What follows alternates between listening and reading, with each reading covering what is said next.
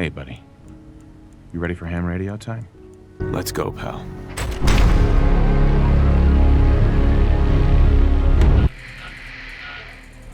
Salutations, my Fallout lovers. It is Matty here with week 22 of the H.A.M Radio Podcast. I am the lover of story-driven hentai, and I finally have my two lovely co-hosts with me this week. What is going on? It is me, the King of Kangaroos, the LoneVaultWanderer. My name's Noah. My ARC recently got fitted for hydraulics. However, I'm still waiting on the garage to hear back from them. And this week, we have a super special guest. Would you mind introducing yourself? Brian T. Delaney. Oh, yeah. So Gold! bad. Now, for those who may not know, That was Brian, pretentious. who are you, Brian? For those who may not know. Who Somehow. am I? That's a question for the ages. Who am I? I love this I guy.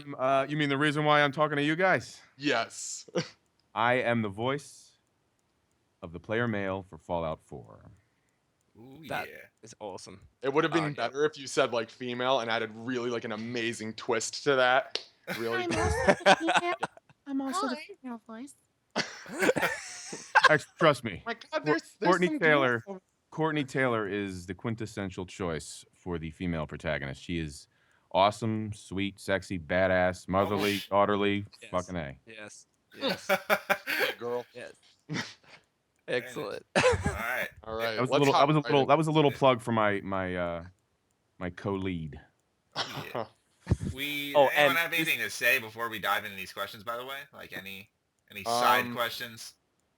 No. know, like First of all, we'd like to say follow Brian on Twitter. Oh. Please right. do that. Wow, I feel like a Because- dick now.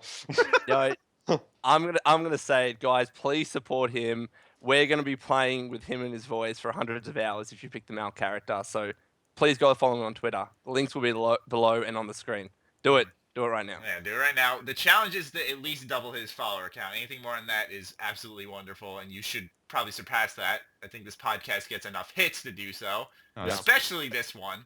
No I know- excuses. it's- Yeah, it's already, it's an interview with someone from Fallout 4. Yeah, it's like, We're gonna be listening to you for now, either you or Courtney, Courtney, for hundreds of hours of playing this game. And you think I'm joking when I mean hundreds. Wow. There people will delve. yeah, we're not kidding. That's that's humbling. That's very You're humbling. what we hear. So yeah, it's kind of interesting to hear the voice before playing with the voice. I'll hear it and I'll be like, I know that guy. Yeah, exactly. I talk with him sometimes. Yeah. Well, I just realized now I'm not going to be able to play properly. Every time I hear the voice, I'll be like, "Holy shit! I did an interview with that guy." No, this is not going to work. He has a MacBook Air. I Yeah, we remember can, that. we can end this right now. I don't want to ruin No. the game for you. No, I don't no, wanna- no, no. Oh, no, Mom, don't do Mom, that. shut up. Stop speaking. Dialogue. Excellent. All right. Well, Lone, we'll go through your list of questions first. No why not? worries. Noah will interject. We'll do his mine. We'll do questions mine whenever. last. Yeah, you can just interject your ridiculous questions whenever. Like I Noah. usually do. Yeah. Where are you from, Yeah. Lone? I'm from Australia. I'm not going to say No, what particularly city? where I am, but along the East Coast. He's East from Coast, what Ohio. city? He's from Ohio. The East Coast of Ohio. No, what city? What city in Australia? I'm not going to say because then these followers. are gonna track I'm me sorry. down. That's right. You're from That's all good. Oceania. Lone, what's your credit, Oceania. Yes. what's your credit card number, Lone?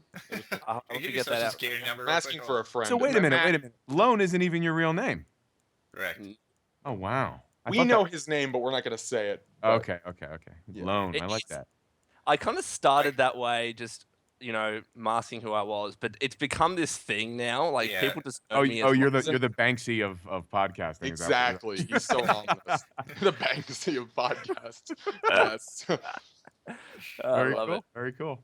All right, love- so I've got a list of questions here that I wrote before I boarded a plane. So if they're crappy or anything, I do very good. apologize. But I thought I'd ask the hard-hitting questions. Not really. No worries. So mate, the no first worries. question that I think we'd all like to know is, we can check your IMDb page for this, but we want your opinion on it. What was your first voice acting gig, and how exactly were you booked onto it?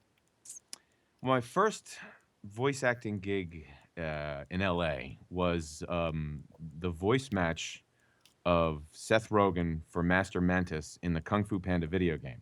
Holy crap. And no. That's- I wasn't, played that game. It was a it pretty wasn't. awful game. It's actually a story. I was just telling some other folks just a couple weeks ago.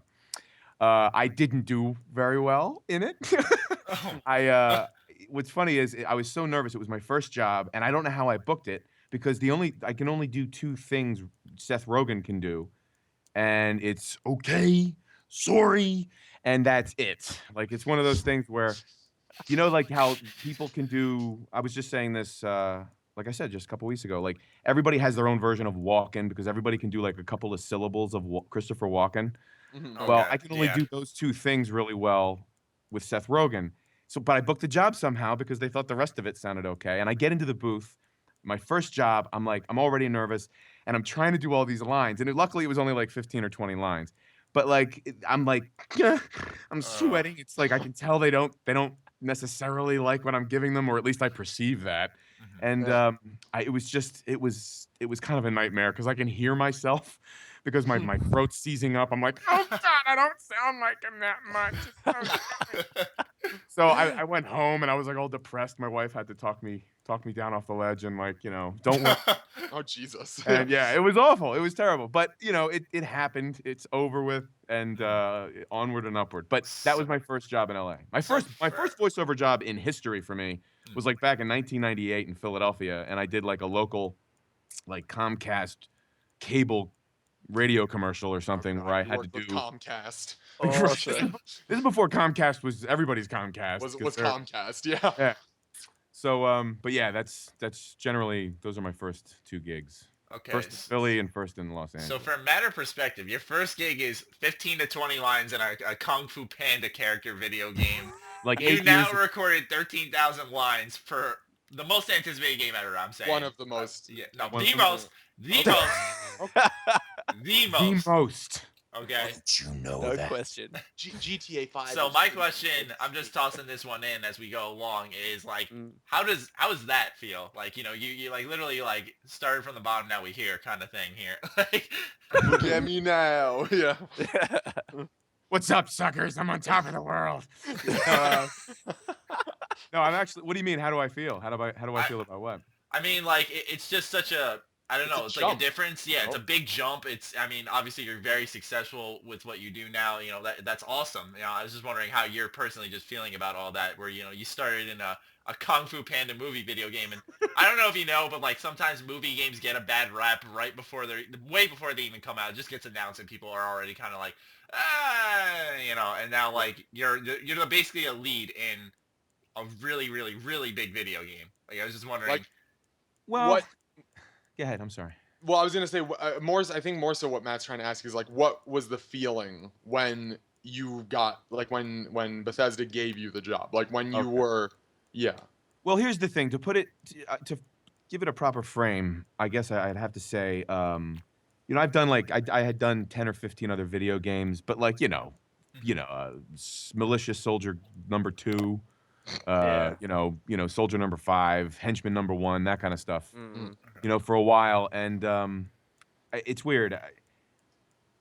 When my agent called me one day and says, "Listen, hey, I'm about to send you some copy. It's a callback player character for whatever the code name was for the game then. Do good. Call me when you're done. Blah." So I do the callback, going, "Holy crap! Like a player character. That's cool." I didn't even know what the project was. Which is hilarious because on the first call, the first audition I did, the first line of the audition was "War never changes." Okay. Okay.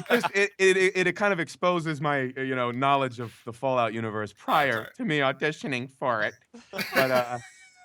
But I did the callback, and I'm like, okay, this is exciting. I've never gotten this far into a booking a player role, and I freaking get the call that I booked it, and I'm like, holy shit. And after that, a couple days after I booked it, it was my first day of work. And I actually looked it up several months ago, and I've been saying this over and over again, but July 9th, 2013 was the day I said, war never changes. And it was really good. It was crazy. It was honestly, it kind of dawned on me gradually over about a year or two with my voice directors and a couple of engineers going, "Hey man, this is friggin' big, you know. Holy shit, man. And I'm like, what do you mean? Like, I don't understand what that means. Like, this is how big? Like, what do you mean big? Well, actually one voice director named Phil, he's awesome. He says, your life's gonna change when this comes out. Wow. This shit comes out. And I'm like, I don't even understand. What do you mean? And it's right now. I'm living it. I'm talking to you fellas. I mean, I'm talking to an Australian dude that my wife thought was cute sounding. Like, how does that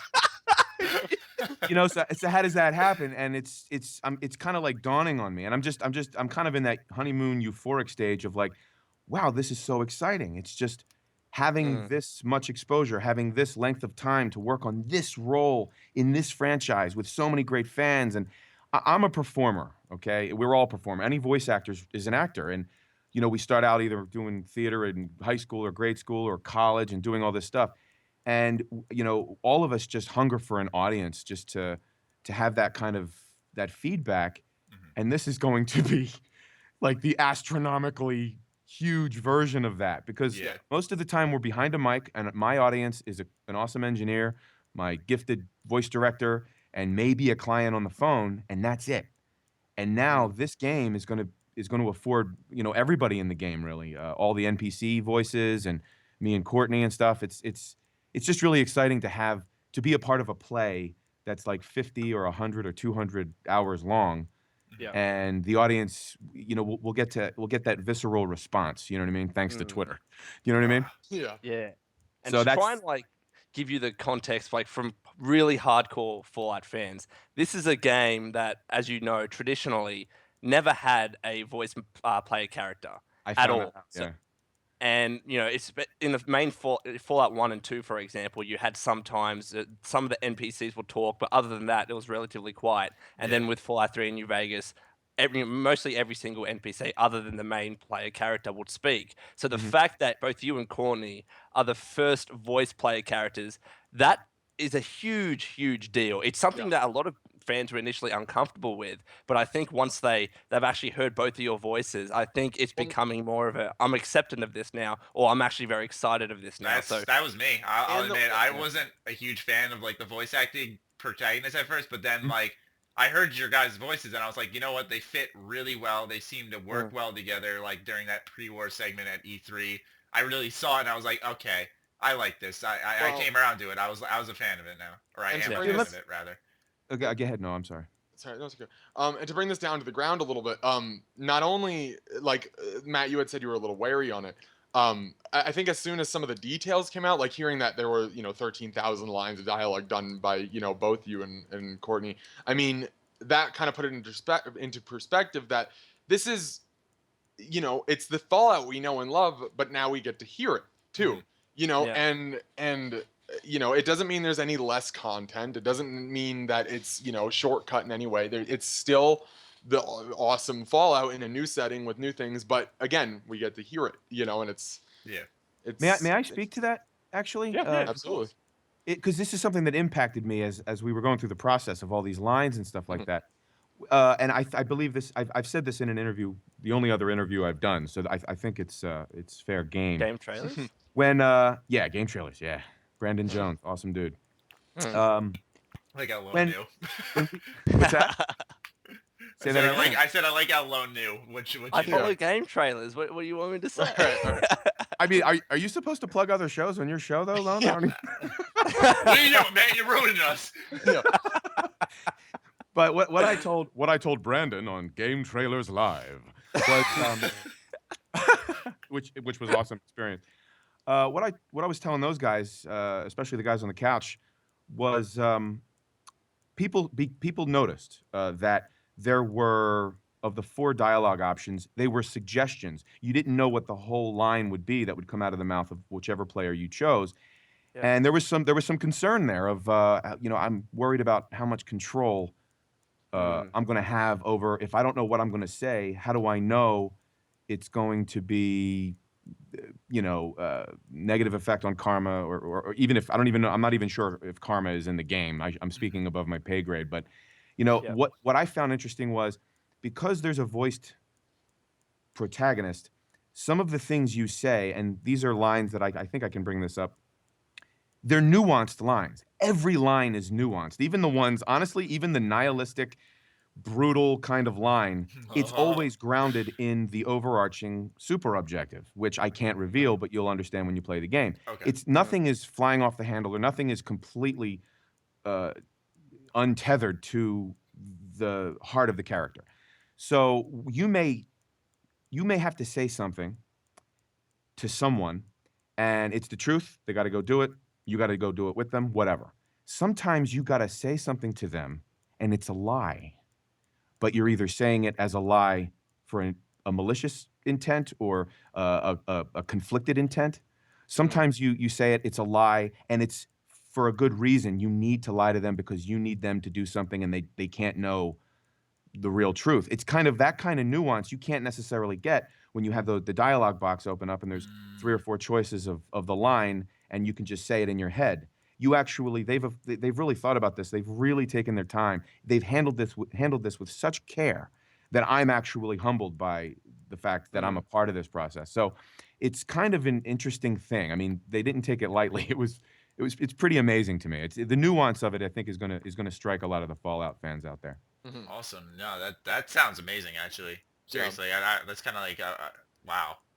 And this is a comparison that I draw all the time, and people are probably sick of it. But coming from a game like, for example, Bioshock 1 and 2, where the main protagonist didn't speak, and then you go to Bioshock Infinite with Booker DeWitt, the main protagonist actually spoke. Yeah, I remember you It talking allowed about me personally to develop a better connection with the main character, because I could actually empathize with him on a different level because I heard his voice. But when you're just playing as a main character that doesn't have a voice dialogue or anything like that, I find it harder to build that connection. And then when we're making comparisons between those two games, for example, I actually think Bioshock Infinite told the better narrative. And I think having a voice play protagonist help that infinitesimally, because I could actually build that connection. So what I'm hoping with Fallout 4 is that by being playing with a voice protagonist, I think it's going to help tell a better story. And you're talking about the nuance, which actually is facilitated by having a voiced character. I think all of that is going to add to a much better story. And typically, in my opinion, Fallout stories have been a bit not bad, but just they Weak. could have been a bit more fleshed out. Like in my opinion, like I love Fallout 3. It's my most treasured game of all time. But I thought that the story compared to, like, for example, Last of Us or Bioshock Infinite or something, Right, I thought it could right. be much, much better. You know what I mean? I mean, The Last of Us has become the new gold standard for narrative, like linear narrative storytelling, character, and all that stuff. And it's I think that a lot of games are going to obviously follow suit. I know. I can tell you that Fallout people have. So I mean, it's really interesting, especially for an open world role playing game where player choice. Because here's the thing, it's got that level of intensity character wise. Fallout 4 does, I believe, but you have that choice where you're playing. Whereas when you play like basically an interactive movie of that caliber, that is awesome. But having player freedom and player choice, which is what Todd Howard was emphasizing during the gameplay demo at Bethesda's E3 presentation. I think that's I'm eager to play the game just to see what the heck they put together, because it's pretty awesome. All right. Well, I'll go with the next question. Like, one of these podcasts one day is going to go for like 5 hours, I swear. Probably. Anyway. Do we have to hurry it up or anything? Or are you No. guys? No, not at all. we don't. I literally have nothing. We should probably going. ask you that question. Yeah, I was about to say you're the voice actor here. Yeah. Ah, shit. You know what? I'm sorry, guys. I gotta go. I'm sorry. Sorry, guys. Okay, well that was See you fun. later. Fools there alone. Just kidding. It's all right. I can go ride my kangaroo to work now. All right. So, Kangaroo thing. I love that. so the second question that I have here is, how did you actually settle on the voice that you use for the male protagonist from Fallout 4? And to be more specific, did you draw inspiration from anything or anyone in terms of how you actually got to that particular voice that you used? Honest to God, I used the voice you're hearing now. It just sounds. They played all the badass Bruce Willis and Die Hard lines, so I sound like "Let's go, pal." But like it's, that's how I would say it. I mean, imagine you're talking to me and I'm in my home studio in Los Angeles and my wife, I could see my kids playing out the window. It's all nice. It's all nice and grand. But like, it sounds like I'm trying to be badass and I really wasn't. It was just that's being on the road, having the circumstances and the situation and the weariness and all this other stuff. I mean, that's how I just played it as if, okay, in this retro futuristic alternative future 1950s aesthetic, the bomb blew up thing. This is how I would say this line if this how many people dead, that kind of thing. Perfect. So it's like it's really my own voice, and you might hear a little bit of what you're hearing now of on your show, on your podcast. I mean, there are moments of levity, believe it or not. There are moments where I get to be a smart ass or a little snarky here, or just fun loving or whatever. It's rare, but it's there. So, but yeah, it's mostly my own voice. And if honestly, of all the roles I've ever played, even though these are crazy circumstances of like the highest order and catastrophic things have happened, this is with 13,000 lines, I've never been able to just play myself kind of thing. Although I don't know if I can handle what the player character handles. But yeah, it's my own voice, and it's what I brought to the table. And my voice director, Kal-El Bogdanov, he really knew how to draw certain things out based on what he heard in the first couple of sessions. And he kind of like emphasized those things. For instance, I'm from Philadelphia, right? Yeah. And he actually developed this little direction that became like a shorthand. He goes, "Hey, Bri, take some of the Philly off." Or he'd say, "Hey, Bri, at the end of this line, you can put a little Philly back on that one." And it was, because some of the accent, I can't believe I booked a player character just because, wow, I mean, I know I've eliminated a lot of it sometimes, like a lot of my regionalism. But, I can't believe I would book a player character because usually player characters are standard American, all American kind of voice with no discernible urban accent. But I think this is what they wanted. And as I've said before, I don't think it's a coincidence that Bethesda is headquartered 2.5 or 2 hours south of where I was raised. And Todd Howard, coincidentally, is from southeastern Pennsylvania, which is where I'm from. So I don't know if that had it. I don't know if that. Awesome. If You guys go to high school together? No. He was a couple counties away. Wow. But it's still close enough to be like, holy crap, I moved to Los Angeles to be working for a guy who's, 30 minutes north on the I-95. You know what I mean? I don't know. Yeah. But yeah, it's my voice. Sometimes you'll hear my accent. It's my natural accent, so it's kind of cool. That's cool. That is By the way, awesome. are these answers short enough? I tend to be wordy. Short enough. No, that's beautiful. Go on, expand if you'd like. Yeah. If you can Ramble. We don't care. Ramble? No, you don't want me rambling, pal. I'm a verbose guy. You called me pal. This fanboy, it's so hard. I love just it. kidding. Oh, pal. That's amazing. We actually have a shirt real quick before. Oh, speaking of shirts, go on the fucking, not you specifically, but go You too, Brian. fans. I mean, if you want to, go ahead. But the fans go on our the Spreadshirt website. We have a new design up, and it is the Let's Go Pal shirt that features Matt petting myself as a dog. And it's called the Pal shirt, so check that out. Yeah, like It's that actually Let's really Go cool. Pal, Brian, it's become like this crazy meme, mate. People have been doing fan art about it, different memes about it. It's become so popular amongst Fallout fans. And I guess this is a follow-on question from that. Did you think of the Let's Go Pal, or was that given to you as direction? No, that was written, and I just Okay. delivered it. I delivered it the way I delivered it. I didn't like improv that line or anything. Because it found seems so intentional, like that trailer was a lot about building this connection between the player and the dog. Because fact that we there all was love freedom. dog meat from Fallout games. Oh, Yeah, I exactly. love So meat. okay, here's another question. Did you play Fallout 3? I didn't play Fallout 3. I never played Fallout 3 until when was it? I want to say like a year and a half into the job, we got done all of the original quest material, meaning all of the material that they needed before we went into like, Side stuff. not even side stuff, just like I call it spackling, but it's the lines were like, they beta tested it and they want to rewrite the line, or it didn't really quite fit with this delivery, try that delivery, that kind of thing. After all of the original stuff, the first, like all of the meat, my voice director gave me his old Xbox 360 he wasn't using. And he says, hey, take this system home. I'm like, oh, wow, man, thanks. Go to your local whatever and buy Fallout 3. You got to play it now. I go, do you think I should have played it from the beginning? Like, before in the beginning of the job? And he goes, no. It's better that you did not play any Fallout games before this, because I think you came in fresh. And I think that was good. But right now, you've been asking a lot of questions about user interface stuff.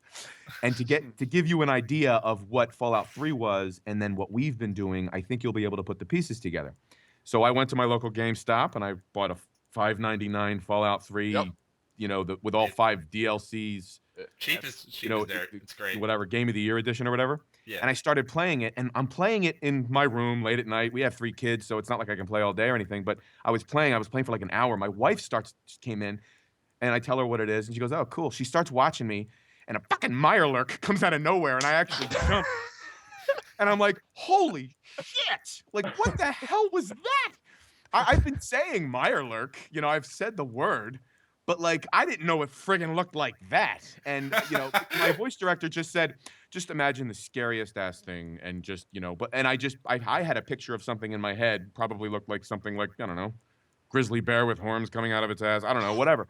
But a Mirelurk, it scared the shit out of me when it came out of the water. I go down to the water just to see something. And I didn't know they swam around. By the way, what they look like swimming around in Fallout 3 gave me the willies. It was creepy as hell watching those damn things swim. But I only got to play, like, it had to be only 1% into the game. I joked online. I think I joked on Twitter that, like, I've only gotten up to like chapter 2 of Moira's book. Like, not very far. I actually, here's the story. I played the game and I was just curious. I was feeling very kind of, I was playing. I didn't understand what role-playing game was until I'm playing the game, and the shady asshole in the bar or whatever gives me the job to blow up Megaton. Mr. Burke. Yeah. Oh yeah. So I go to the penthouse, and there's this old asshole on the top floor. Hey, Yep. glad you're with us. And I'm like, and I blow up Megaton, and I swear to God, I was sweating. Holy shit! I blew up Megaton. I couldn't sleep that night. Like, I blew up people I've met that gave me food. I blew up Moira. By the way, I didn't get far enough to know that she just became a ghoul. I didn't even know. Oh my I God. thought I killed everybody I met in the first place I ever went. And I was just like, I know it's a video game. I feel insane, but I feel like guilty about it. I restarted the fucking game. Oh my God. What I love is couldn't do it. I picture. restarted the game, and I had to go back. And here's what's so screwed up. I didn't know Lucas was going to die if I decide not to blow up Megaton. The shady guy shot Lucas, the sheriff, and I'm like, I liked him, but I got all his clothes, so it was a That makes it better. I can picture Brian though on the top of 10 penny tower. Oh, I don't know. The guy wants me to press the button. Tower, All right, yes. presses the button. Like, it's just, and it affected me, and I'm like, this is what's so funny. I now know what role playing is. Like, I was playing as like, what would Brian do if I was in this situation? Well, I did the opposite of what Brian would do, and it messed with my conscience. And it was just like, and what's funny is I talked to there's this guy named Jake Gaskill, and by the way, that's a cool ass last name, don't you think? Jake Gaskill. Gaskill. Yeah. Well, he was running the session. He kept all the notes in order with the voice director, choosing takes and stuff like that. And I told him that story, and he says, I blew up Megaton.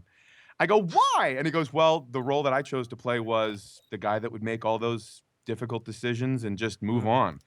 And I'm like, whoa, that's deep. That's like, no, and in all seriousness, that was like kind of cool. I'm like, oh wow, like now I'm getting it, and now I'm kind of understanding. You can play different, like you can play as you can play as the alternate Bizarro you can play as somebody completely different. I know people online have already decided to play the female protagonist as Charlize Theron's character in Mad Max Fury Road. You know what I mean? Like, awesome. It's cool, man, right? Isn't it cool? So- that's sweet. So I get it. So I remember Get it. now we're talking about like your first time playing the game and whatnot. I remember when it was first revealed that you were the male protagonist in Fallout 4. People found your Twitter and they started like tagging me in, and they're like, "Hey, here's the male protagonist." I'm like, "All right, awesome." You know, I started looking at your stuff. And I remember someone tagging me in a really old tweet of yours, because that's the thing. I'm sure you've noticed by now, Brian. People will go to old pictures and like them, or they'll go to old tweets and like them. They just do They that. will They dig. cyber creep you really hard. Yes. And someone did that to you and tagged me in like a year-old tweet from you, and it was like, I think it was something like, I wish my wife would understand Oh, that playing Fallout is a part of the job. And like at this No, point I in didn't time, say Fallout. I said, I wish my wife would understand. I think I'm paraphrasing, but I wish my wife would understand that blowing away feral ghouls is occupational research. Oh, That's what it was. Awesome. Okay. If we had found and that that's like what I'm a year saying. ago, Yeah, here's the thing, Brian, is that a year ago, we were going ballistic. Like, everyone was pissed that this game was not being talked about or anything. Like, everyone wanted to know what was going on. Any slight clue at this game's existence was blown up out of proportion. I'm telling you now, if someone found what you said, oh my God. Well, here's the thing. no idea. A Here's- website would have been made about it. Everything. Here's the thing. Yeah. Nobody knew because I only joined social media in November of 2014. Oh, Yeah. there- And the only reason I joined it was people at work kept saying, "You're not on Twitter, really? Okay. You probably should be. You probably should be." And I'm like, I don't know, man. I don't know. On a completely separate job, a voice director I did for an animation project. This is coincidental. Not soon after that conversation with my guys from the Fallout 4 job, another voice director tried to thank me and other cast members from this animation project. We did this direct-to-video animated feature thing for Warner Brothers, and he tagged everybody, including Brian T. Delaney. And I wasn't on Twitter, so some other Brian T. Delaney was thanked. And I'm like, shit. Now, if this is gonna happen, I should probably get on there. So that was the last straw. So I've only been on social media for about 8 months now, or whatever it is, 9 months. So I only had 28 followers when I said about the feral ghouls. Oh man. So that's why nobody knew. Nobody knew who the It hell was I mainly was. just for like the work people that followed you. They got it. Yeah, they Yeah. got actually. Yeah, when I tweeted it, another voice actor, actually an excellent voice actor, Josh Keaton, he actually tweets back something like, "Oh, is that true, Smooth Skin?" And he kind of oh like my god. tweeted wow. me back the similar kind of veiled reference, and it was kind of cool. It was kind of neat. But yeah, all Fallout fans never heard of me before Todd Howard said the words. So I was gonna say now they do. Yeah. Like, Oh my god! If that was uncovered, shit! I'm just like trying I to think said, of the ramifications. 77 YouTube videos would have been made between both Matt and Lone's channels. Like, like, all right, but Oh, I love it. I love it. All right. So now that we're on the topic of talking about video games, what is your favorite, or if you have a favorite, video game series of all time? Well, I have to preface this question with, again, I'm a husband and a father, so it's Yep. not like in the last several years I haven't really been able to. Fallout 3 has been the first new game that I've played. Mhm. Oh man, years and years and years. But Good answer, Brian. Good answer. no, I'm not. It's not even a lie. It's true. no, Yep. But in all honesty, going back the last 20 years, my favorite thing in the world is to play a rebel in a snowspeeder on the planet of Hoth, putting ejecting my cable into the legs of an AT-AT, and then taking that motherfucker down. I So love it. every time there's a new Star Wars Battlefront, which I'm really excited. Oh no! Here we go. Here we Right. go. Yeah, he's So, on my it territory goes all the now. way Let's back go. to whatever year the game came out. It was the first Star Wars Battlefront before Star Wars Battlefront 2 2003. The first Star Wars Battlefront I played, it blew my mind. It was awesome. Same. Yep. Star Wars Battlefront 2 took it to the next level. Yep. It was just like, holy crap. I mean, I could dock, I can get into a TIE fighter. I liked playing as the Empire, except on Hoth. So I could get into a TIE fighter, go into the rebels' command ship, dock myself in their hangar, and then start killing them. That was like awesome. Yeah, it was And amazing. that's a 12-year-old Become reference, but you get it. Maddie's favorite person in Oh, I get the it. Yeah. Say that again. world. You've become Maddie's favorite person in the world. Is that we have right? this Yeah. running. Seriously, Yeah. that is a huge Yeah. Battlefront. I As am I. cover 2 games mainly on my channel, and that's Fallout 4 and Battlefront. Funny enough, so Is that right? I love it. Yeah. Oh, that's cool. Yeah. I'm not as like hardcore with Battlefront because they hardly give any information to cover, which is Right. pissing me off. But Yo, is it also- true? I have a question for you, Matt. Then So- is it true then that it's just going to be multiplayer? It's not going to have any sort of Yes. campaign or single player? Okay. yeah, there's like a single player mode called Missions, I and assume that's similar to the AI that was done. in yeah, it's basically the same. It's basically like the instant action where you can just hop on any map and whatever. But there's also like a horde survival mode. There's Okay. there's a lot of things to it, but like even no one really knows much about this game. Like DICE is being awkwardly quiet about it, but I feel like because it's EA in the last couple of months, they're just gonna like blow this thing out of the water and just start promoting the shit out of it. They've- I mean, look they've what they did with teased us. Battlefield 4. Yeah, They've teased us with some pretty awesome, I hope it is, gameplay footage. yeah, Because Yeah. that stuff, that I actually remember putting on Facebook, I need this in my life. Like, I mean, I need to ask permission. Hey, hon, can we carve out, like, let's schedule 2 hours a day for just days. Kids will be at school. Like, don't worry about it. No, well, here's the thing. I have a 1-year-old, man. That's not Oh, gonna, I have an almost 6-year-old, a 3.5-year-old, and a 1.5-year-old. oh Okay. wow. So my Okay. game playing is going to be rough. I've gotten de facto permission to purchase a new console, purchase Fallout 4, and I'm putting my money down. I'm putting Yes. my money down. I don't even Yeah, need I sort of gift. I'm putting my money down, and I'm buying my Fallout 4, and I'm going to start playing this thing because I'm just Yep. excited about it. But secondly, Star Wars Battlefront is going to be Oh, my yes. next choice. Yeah. yeah. Brian, we have to Approach get it, your Brian. gamer tag. You don't have to tell us it now, but we're all gonna play I together. don't have a tonight, gamer so- tag. I don't even know what the hell You're that gonna is. get a gamer tag. You're gonna get one. Yeah. That's amazing. That's his favorite game franchise. That's gonna Maddie's totally fanboying right now. Yeah. It's so cute. It's That's the only 2 things I talk about. That's literally my channel is so weird. Like I talk about 2 things. I talk about Star Wars and I talk about Fallout. Like that's what I love to talk about. So I talk about it. Are there any Halo 5 fans that I'm talking to? A lot actually. reasonable Halo Funny fan. thing, Lone, you'll know this. Inside joke on our Twitch stream usually is that everyone wants me and Lone to get a bunch of viewers together and do a Halo night. So yeah, we got a lot of people who actually want to Okay. do Halo. You know, and stuff. I actually play a small role in that in Halo 4 Spartan Ops and Halo 5 Guardians. But you sweet. can't, I'm Play a assuming small you can't role. really talk about that too much, or can No, you? I can. It's Roland. It's the AI of the US Oh. the UNSC Infinity. AI, Roland. I'm the little orange holographic computer. Oh, that's pretty awesome. I actually know what you're talking about too. Yeah. That's awesome. So I have a special place in my heart. Halo 4 Spartan Ops, by the way.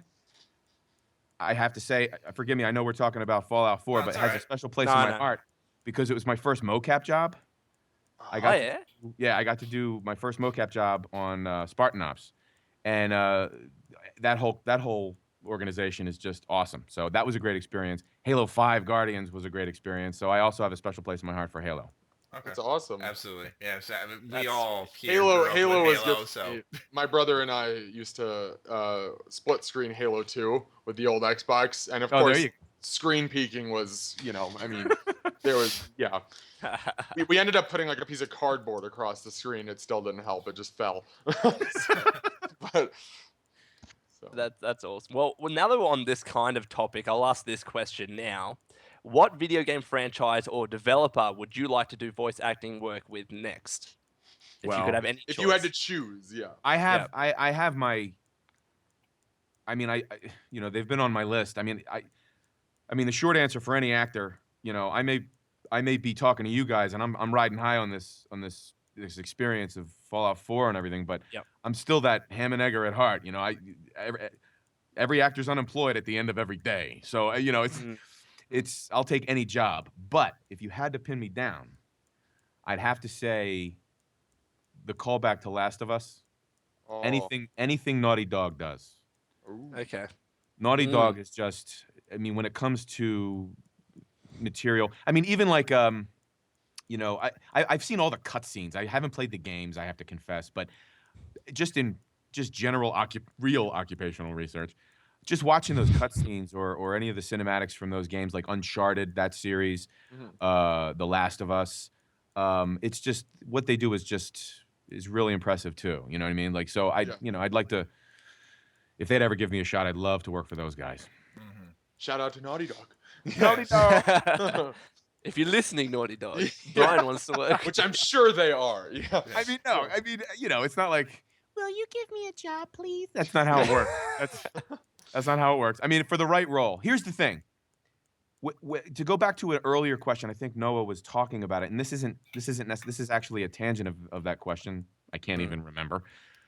But when I was auditioning for this, especially the second round, the callback auditioning material, the script, for some reason, you know, you talked about "Let's go, pal," and I say "pal" anyway. I've been saying it for years. Like, I'm like, when you're an East Coaster, you're from Philadelphia or New York or anywhere, you're always like, "Hey, what's up, man? How you doing, Chief? What's up, pal? How you doing, buddy?" You know what I mean? So it's like the music of the writing, and I have to give a shout out to Emil Paglarulo, Will Shen.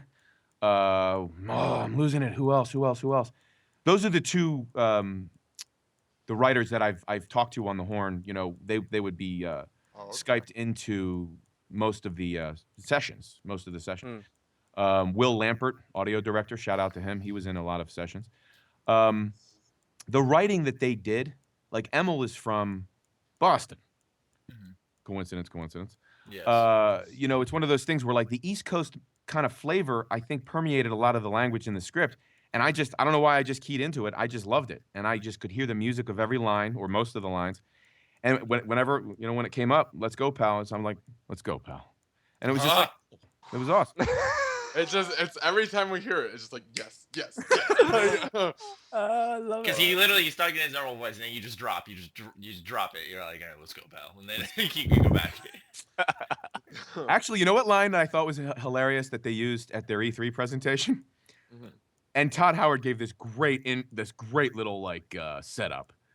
You know, you could be just sitting with your dog, and the right song comes on, your Pip Boy. Oh, yeah.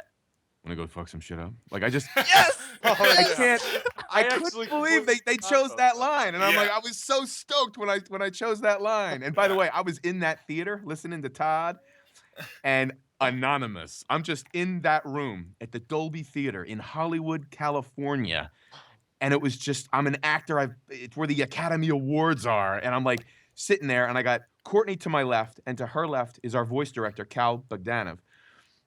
And I'm like sitting there watching the gameplay, and I'm just like, my whole body's numb, tingling. I'm like, holy shit.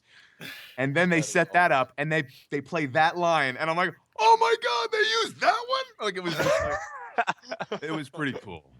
Best trailer, honestly, I've seen in a really long time. That Atom Bomb song, holy crap. Well, not only that, but the nice thing about that whole press conference was that they not only did they obviously announce Fallout 4 and talk about it and stuff, but it wasn't like, oh, here's a 30-second, you know, like they gave you saw it. It was 20 minutes, 30 minutes. I mean, you saw the game, you know, and heard it too, you know. I mean, I don't know. Yeah, speaking of seeing the game, this is just a little thing I wanted to throw in on the side for anyone who's listening for Fallout 4 news. I've seen on Twitter that someone asked on a Bethesda Facebook status, like, you know, if anyone who wasn't at QuakeCon was going to see anything about Fallout 4 from there, and they said stay tuned.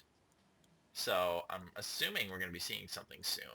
That's awesome. Hopefully. But you didn't attend QuakeCon this year, did you, Brian? No. I again, I'm new, and I don't. It's not like I'm in the what's the word I'm looking for? The cycle of conventions and whatnot. Like, I didn't even know some of these existed. I actually there's a user on Twitter who talked about, his name is Sam. He talked about EB Expo. He talked about, and then somebody else brought up Armageddon Expo, and I'm like, oh man, I'd love to go to these things, but I don't think they can happen this year. It's just, I don't know if it's too soon, or I can't afford an airline ticket even going economy on Qantas to your continent or anything. But I hope in the future too. I didn't attend QuakeCon. I didn't go to any of the conventions or anything. I hope I can make it one day. Brian, if you ever went to an EB Expo in Australia, I will go down there and meet you straight up. And Oh, that's cool. You can That's stay in awesome. Lone's. You don't want me to see your face, man? Are you gonna wear like a monkey mask or something? Or It looks like No, a that Sith I'm Lord, fine like, with. hello. Because if hey, Lone, if I meet you, I'm gonna want to take like a picture and all this stuff, and I can't use it. I'm just gonna have to. It's prop it gonna up be on- sitting my phone. Matty has the same issue. Like, I'm gonna visit him in the States and visit Noah in the States. They're gonna take pictures and just like stare at them at their phone and not release them. No, my plan, here's is what I'm gonna do. literally No, to shut up, put it in shut up, paint. shut No, up. I was going first. No, I'm I gonna don't put care. Lone's face in paint. I'm literally gonna black out his face.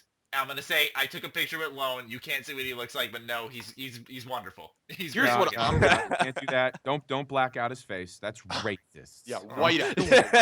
Jesus Don't be Christ. doing that now. Don't Yeah. be doing that now. I'm gonna make a Love game it. out of it. I'm gonna take a picture with Lone and Matt, and then like a couple of other fans, and then post like 8 pictures on Twitter and be like, guess which one is Lone. No, one No, will- it's no one gonna will- be so obvious. Now you're gonna need Dude, you're are gonna you need at least literally a 20 people. kangaroo or something like. Speaking of kangaroos, that picture that all Fallout made of us, like when like it was like that meme. It was like the Oh, you got a male link to the protagonist chat of so Fallout. Brian No, can no, he saw it. We all saw it. It was the male protagonist of Fallout 4. He's like, oh, I'm here for the podcast, and it's like Oh, yeah. Codsworth, and you just see all our faces, like all our really stupid faces, and for some reason I just see Lone on the right, just this kangaroo face. I just started laughing. I laughed out So- loud with that one. Yeah. Yeah. And fucking Pete Hines is sitting there. He's like, "Don't say shit, Brian."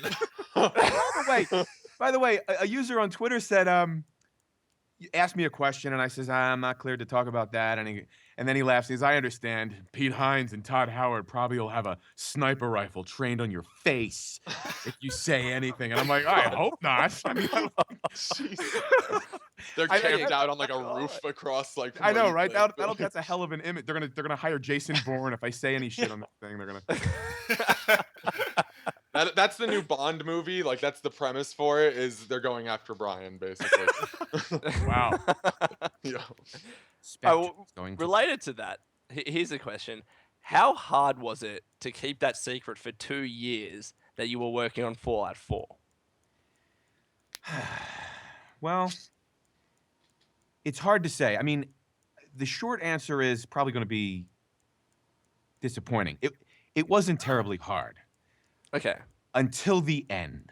As we were as E3 was quickly approaching, the months leading up to it were like, I was kind of excited. Like, can I talk about this now? Because I was kind of keeping it professional. I mean, the only people that knew, remember, nobody was calling me up. Nobody was emailing me. Nobody was tweeting anything, asking me anything. So I was kind of anonymous, almost entirely anonymous on this issue. And the only people that knew that I was working on something were people that says, "Oh, where did you work? Or what kind of role do you have?" "Oh, well, I get to be the player character on this one." They go, "Oh, which one?" I go, "I can't say." And I'm usually talking to an actor who understands NDAs. Yeah. So it's not like the pressure was on. It's not like, it's not like, helicopters are flying around to see if they can. So it was easy up until the end. And as it got closer and closer, I wanted to burst at the seams. I'm like, I've been working on this for like, almost 2 years. Can we talk about it yet? I'm dying to talk about it. But like I said, at E3, Todd Howard gave us a gift, like they didn't make us wait until November. They kind of announced our names, and it's been kind of a great ride. So I'm grateful That's to them. awesome. And that was spontaneous. You didn't know that was going to happen, that you were going to be announced there. Is No, that correct? they didn't know. They didn't know until that morning. Todd Howard just sitting around the conference table. He said this back in his office, in actually the office rooms behind their stage at E3 at the convention Oh center. wow. And he goes, "Yeah, we just said, hey, you know what? We got to get this together." And he was just like, "Oh wow, that was cool." You He's did like, Todd's voice so well. It's great. "Well, like I said, we're from the same area generally. I mean, like Fucking love Todd. I tell you, he is a swell dude, man. He is a great guy, and I'm grateful to him and the team. I just got to give a little shout out to Todd Howard. He's awesome. He's just Absolutely. awesome. We all have to give a shout out to Todd Howard Yeah, at this yeah. point. Like, And- God. What you said about the gameplay demo being not 30 seconds, but you know, Longer, a like good 30 chunk of time. minutes. Yeah. You know, they really, really, really, I've learned over these 2 years, you know, really care about the process. This has been Mm. one of the first, if not the first. It may be just one of the first. And this is from my voice director. This is testimony from him. Mhm. They would do a chunk of lines, take it back, 4 or 5 weeks later, come back, we do another chunk of lines. They would be constantly beta testing this. Players just playing the game through, making sure everything fits, making sure it's as seamless as possible, making sure there's this few, you know, like where the line, you know, like you've heard these in games probably. You guys are like master gamers. Like you'll have a line of dialogue and then the response seems to come out of nowhere. I'm like, why the hell did he say it like that? You know, like Mm. they want to eliminate as much of that as possible.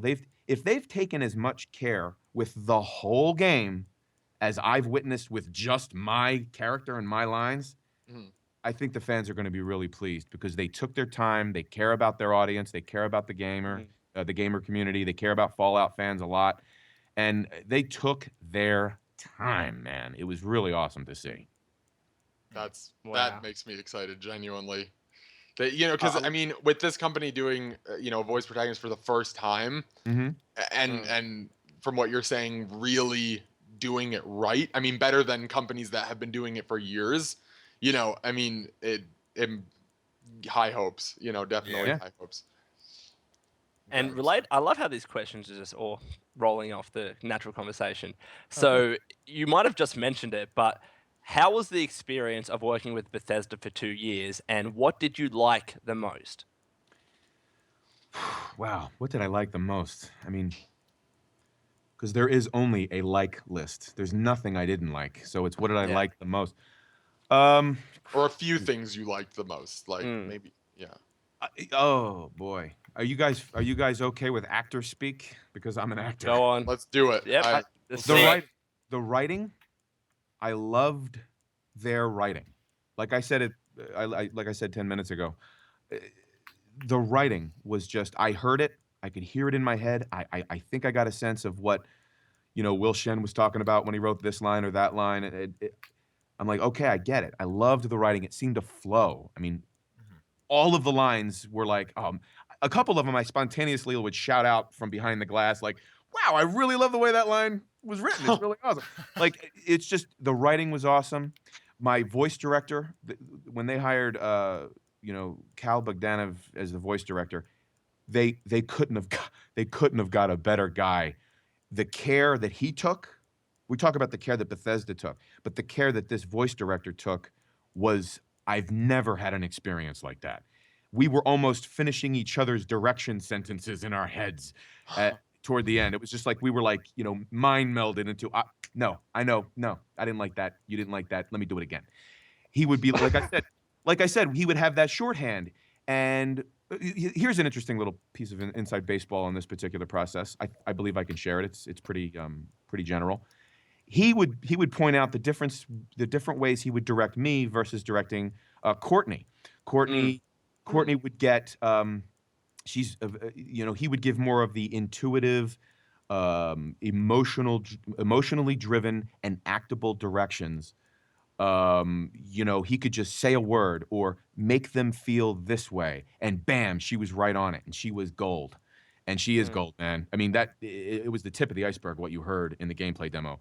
I've heard a little bit more, not a lot, by the way, but a little bit more of Courtney's performance. And man, oh man, have they nailed it for the female protagonist. I highly recommend whoever awesome. you choose, definitely don't put the game away until you've played as the female protagonist, because Courtney's performance is awesome. But he would direct her that way. But he kind of discovered how I would be acting and behaving and what I would do with my body behind the mic. I'm more of a physical actor. He would have, at one point, it was early on in the process too. He found this early on in the process. He would just do a gesture with his hand, and I deliver the line exactly the way he thought it. And it was just that kind of thing is awesome. So the writing, the voice directing. I also love the fact that the people, every session, by the way, that I was in, there was a dev on the phone listening in.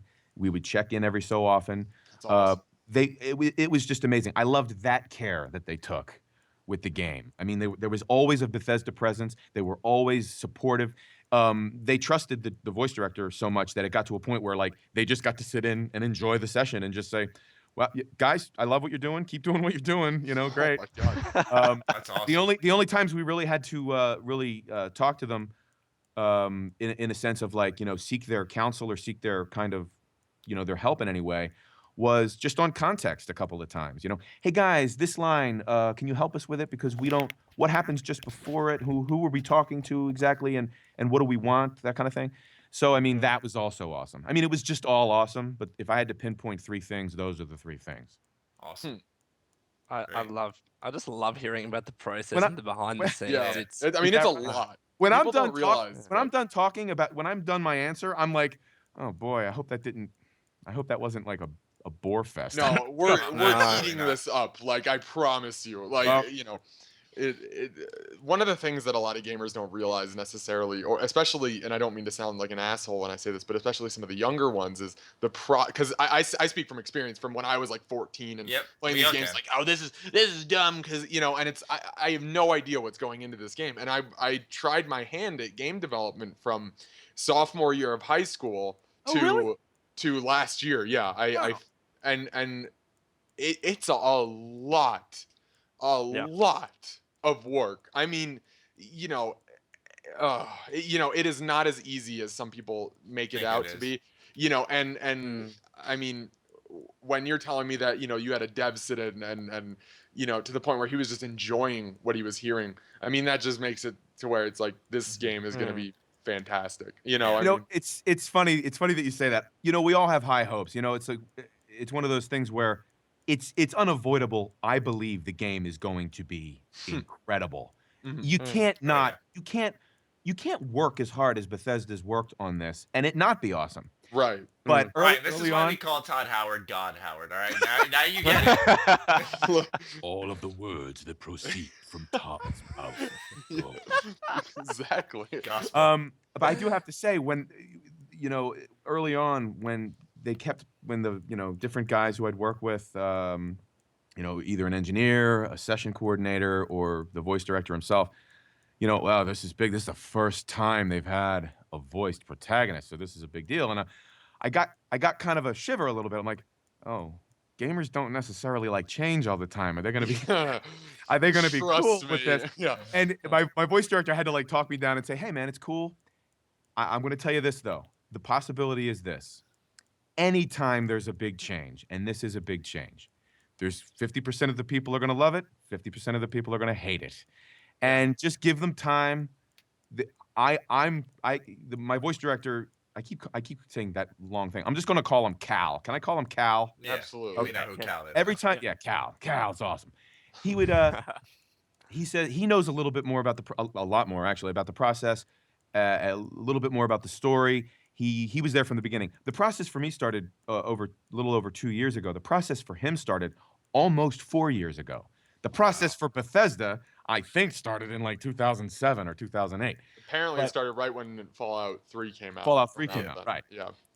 As a matter of fact, Unreal. I heard this. I didn't obviously get to this point because I haven't scoured the whole wasteland in Fallout 3.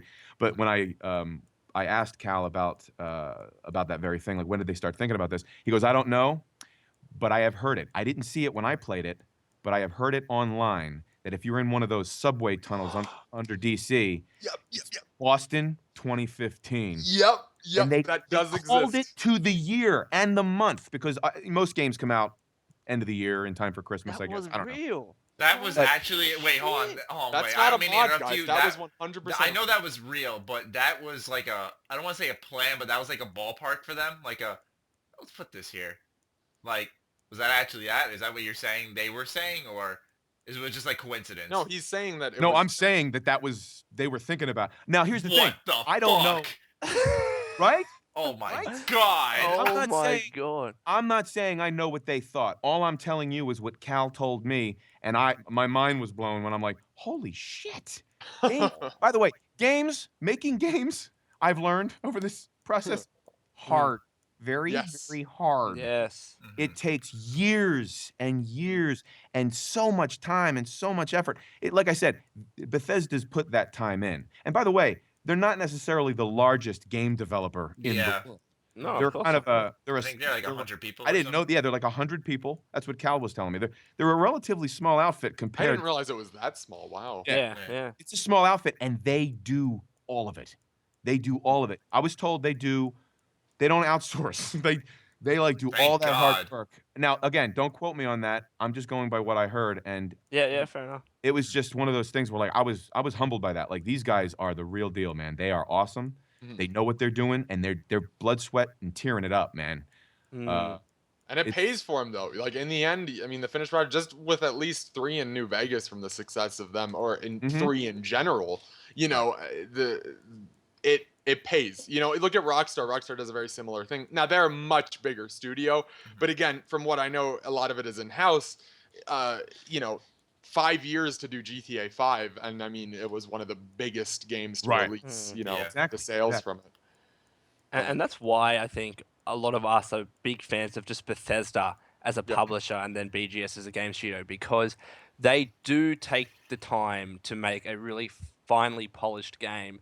And I don't want to say this generally, but I think a lot of that has been lost because, you know, with releases annually of games, quality might not be up to snuff with a lot of games, but Bethesda will always seems like this anyways, give priority to making a great game, regardless of when it's launched, regardless of delays. That's their main concern. And I think that the passion that goes behind development on Bethesda's side is truly admirable. And what you've just said has just bolstered that opinion of mine that I hold. Yeah. So, Well, excellent. I've seen nothing that would throw that into doubt. I mean, I've only seen dedication, hard work, care for the fans, really, too. I mean, like, Mm. it's not an ancillary thing. I actually, it made me laugh out loud when they saw the gameplay demo at E3, and somebody like a spontaneous exclamation tweet. It's like Bethesda read everything the fans wanted and then did it. And it was, I've said that so many times. I mean, I love that. And you know what's funny? When obviously it's from 2 years ago. I knew that they were doing the new thing with the voice protagonist and all that stuff. But when Todd went through and then said every glass, bottle, can, piece of garbage I pick up, and then I can start building stuff, that's when I went, oh my God, that's awesome. He basically just made this like a 10-year adventure of rebuilding a retro futuristic Boston wasteland. It's like exactly. incredible what they did. and it just works, as Todd Yeah. said. Yeah, it it just just works. By the way, those memes crack me up too. There's like a picture of him with like a, I don't know what it is. It's like a lanyard around his neck, right? Yeah. or, no, there's something on his head. Oh, I don't know. It's a picture and it's just like, it just works, like Jesus. it's Does he? I gotta ask you. All right, you don't have to answer this if you don't want to. okay. Does Todd know about these memes and stuff? Everyone wants to know. I Because he don't doesn't have know. Twitter. I can't say that again. Because Todd doesn't actually have Twitter. So when you No, mentioned he it, doesn't. you didn't have I tried to Twitter, actually but yeah. follow him, and it was just like, nope, no, he's not there. And if there is anything there, it's probably something he did like a year ago, and he hasn't really like fed it or anything. I'd like to think this. This is just my theory. I don't know if he knows about these memes. If he did know, and I'm guessing, somebody at work has to show him because Yeah, that yeah. man's too busy to really. I have a lot.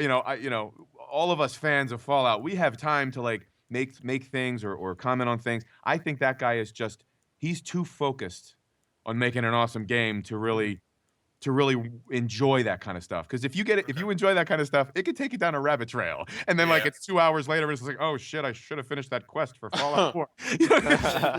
It's just like I don't know if he knows, but he's not on Twitter, so it could be one of those things where just a buddy shows him. Who knows? Pete Hines might show him during Oh a my a God. mean Pete.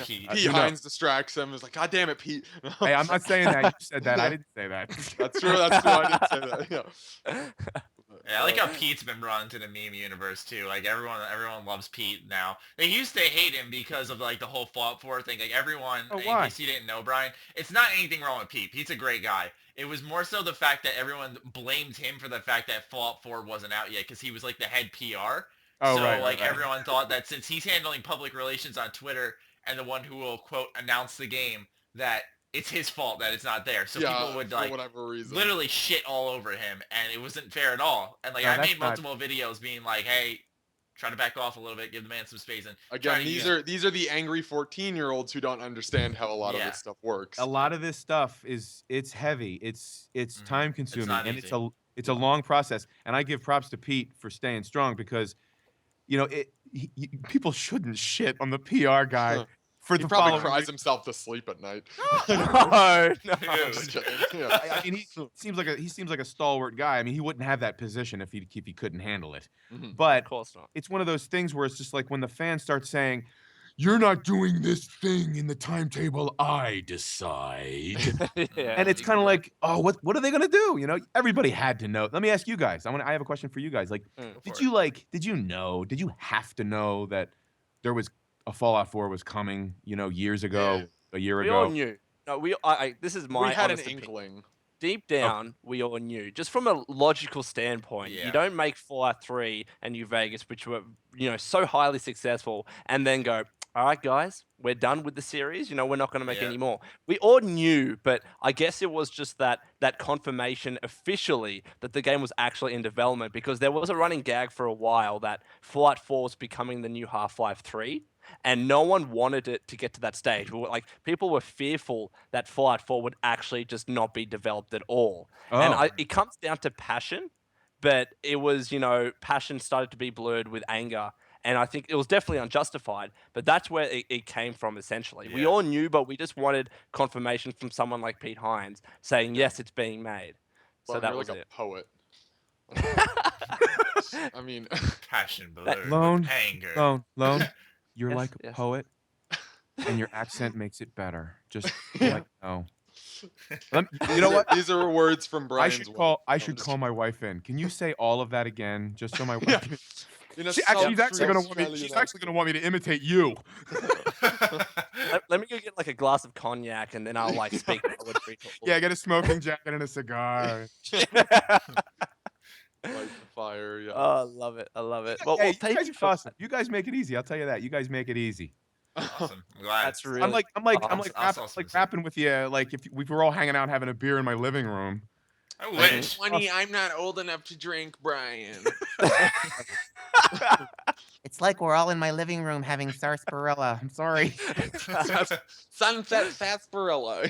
Great. Now that meme is gonna start up, but I love it. Absolutely love it. I'm already waiting for the photoshops of all of us in a living room somewhere. Yeah, and, like, it's gonna happen now. Now It's that you gonna- said that, yeah. Brian, that there's a new Photoshop thing every week when we do a podcast. together. Every like other day. Like Yeah, true. Now, yeah, it Wow. just happens all the time. Our faces are put on everything imaginable. All right, for example, Pete Hines posted a picture of some dude from QuakeCon who took the Fallout face mask that they gave out and he covered his dick with it, honestly. I don't know how else Yep. to say it. He did. And people started removing that, putting my face there and Noah's face on the guy oh standing my next to him, God. putting... You're Pete Hines' codpiece? Is that what I'm hearing? Yeah, like, it was just ridiculous. Yeah, like, And they put Pete Hines' Hines' face the on it. best Like, response to yeah. this. It was like he posted that photo and he was like, oh, someone just messaged me, so this just happened. And then he sent out another tweet saying, oh, please take the mask off. Oh, wait, keep it on. Because that's all that was covering the junk. It was so funny. I loved it. Loved it. Oh boy. It was great. God, I just want to say, Brian, like, Yeah. legitimately, even though we're not ending now, this has been by far my most favorite podcast. It's Yeah. just, yeah, man. Absolutely. It's, I was just about to ask you guys because this is my first time doing this. How am I doing? Am I, are you having? Perfect. Are the You're doing answers? pretty okay, I guess. Okay. No, this is my first time doing this. I just want to make sure I'm not being too, No, I mean, not- you're doing exactly what we want you to do. Yeah. Let's put it okay. that I'm way. not being I'm- too anything. Nope. it just works. It It just just works. Yeah. Let's go. It's good. It's good to be back. Oh my god. Oh my god. I love it. Oh my god. I can't wait till he ends the podcast with something awesome like that. Welcome home. Oh my god. Well, So I'll preface this now before we get to the end. What we usually do, Brian, is have the guest end the podcast. Now, we're still not finished yet, but if you could just think at the back of your mind a cool quote or something you want to say just to end the podcast, that would be awesome. But holy shit, Oh, I'm having so pressure's much on. fun. The pressure's on. No, yeah, literally. We're giving you the benefit that like we'll have random viewers of mine or Lone's that'll just come on and join us because we like to involve the viewers, but we'll just throw them out there under the bus in the last 10 seconds. We'll be like, yeah. all right, podcast is over. Hey, by that's the way, fun part. we like to let the guests and the podcast are like, oh, yeah, we're like, okay, so yeah, we're gonna be quiet now. It's all yours, and they're like, They're like, it's so thanks funny. for listening. I mean, like it's Anytime. fun. That's the price you pay. You want to be on the podcast? That's awesome, but you got to end it. Yeah. Like I'll end it with just I'll end it with like a brief sentence. Does that sound good? Yeah. Yeah, by That all sounds means, yeah. fantastic. And Well, Matty, you have questions now. I've ran out of questions on my side. I have Take it, Phil. 3 Well, more do you mind questions. if I take can I take a couple minutes to just Yeah. because one thing I wanted to do, and I asked Maddie's permission to do this. I just wanted to, if that's okay, Maddie. Is this Yeah. too soon to do I'm answering. Twitter questions? Oh yeah, by all means. Are you sure you're cool with No, that? Yeah, absolutely. it. Well, Absolutely. let me preface it with this. I have had such a wonderful outpouring of awesome from the Fallout fans on Twitter, and I just want to just tip my hat to those wonderful people because it's been really great. They've been asking great questions. They've been saying wonderful things, and they seem really supportive of the even if they were nervous about maybe this big change of having a voice protagonist. They've been kind of open to it, and I've really liked that. And I've been really impressed, by the way, because the fans actually really get into it. I remember when I first booked Halo 4 Spartan Ops, and I had this character, and I would just research things about that universe, and it's amazing, like all the like fan fiction that they would Yeah. have Oh written my about it and all gosh. this. Speaking For instance, of fanfics, Brian, have you ever heard of Fallout Equestria by chance? No, Matt, don't explain it. Don't. Don't. I have not. It's a Fallout crosses My Little Pony. You might want to show it to your kids. It's also very oddly erotic. I'm not saying I'm a fan of it, but for fuck's sake, what are you saying, Noah? people I don't know. At this point, words are just coming He doth protest too much. out. I wish it was written in Old English like that. It would make it Like, oh. suffice it to say, Brian, I say this obviously with a lot of bias, but I think Fallout fans, they're generally the nicest, most passionate fans that you will meet out there for video games. That's Like, what I'm finding. That's what I'm finding. Yeah. For instance, like with the fan fiction thing, there's somebody that actually reached out and wanted to know my opinion, and they were really cool. Actually, I'm trying to think of their handle. I think it was like Galaxy Trooper TV. That was it. Yep. You got a shout out. Yeah. Shout out. Oh, by the way, I guess I have to finish my story, but I have something I have to say after this. I didn't know that this would. Okay. Anyway, they have this thing called Risk Comics. It's at Risk Comics on Twitter. Yep. And they just sent it to me, and I just like, oh wow, all this stuff that's written for it's like a Fallout comic, but it's fan fiction. And then I'm like, wow, this is great. And you just made me think. Who said a shout out? Who said that? I did. no. Okay. I don't want to. I don't have a mechanism in place because you reminded me of something else. I don't have a mechanism in place because I've also had requests for shout outs and if they mail me if fans could mail me things and I sign them. Yeah. Oh my I don't know. God. I don't know if I could. There's not a system in place for me to handle that. I was gonna All I say. can tell those fans is, and this is my plea, I guess.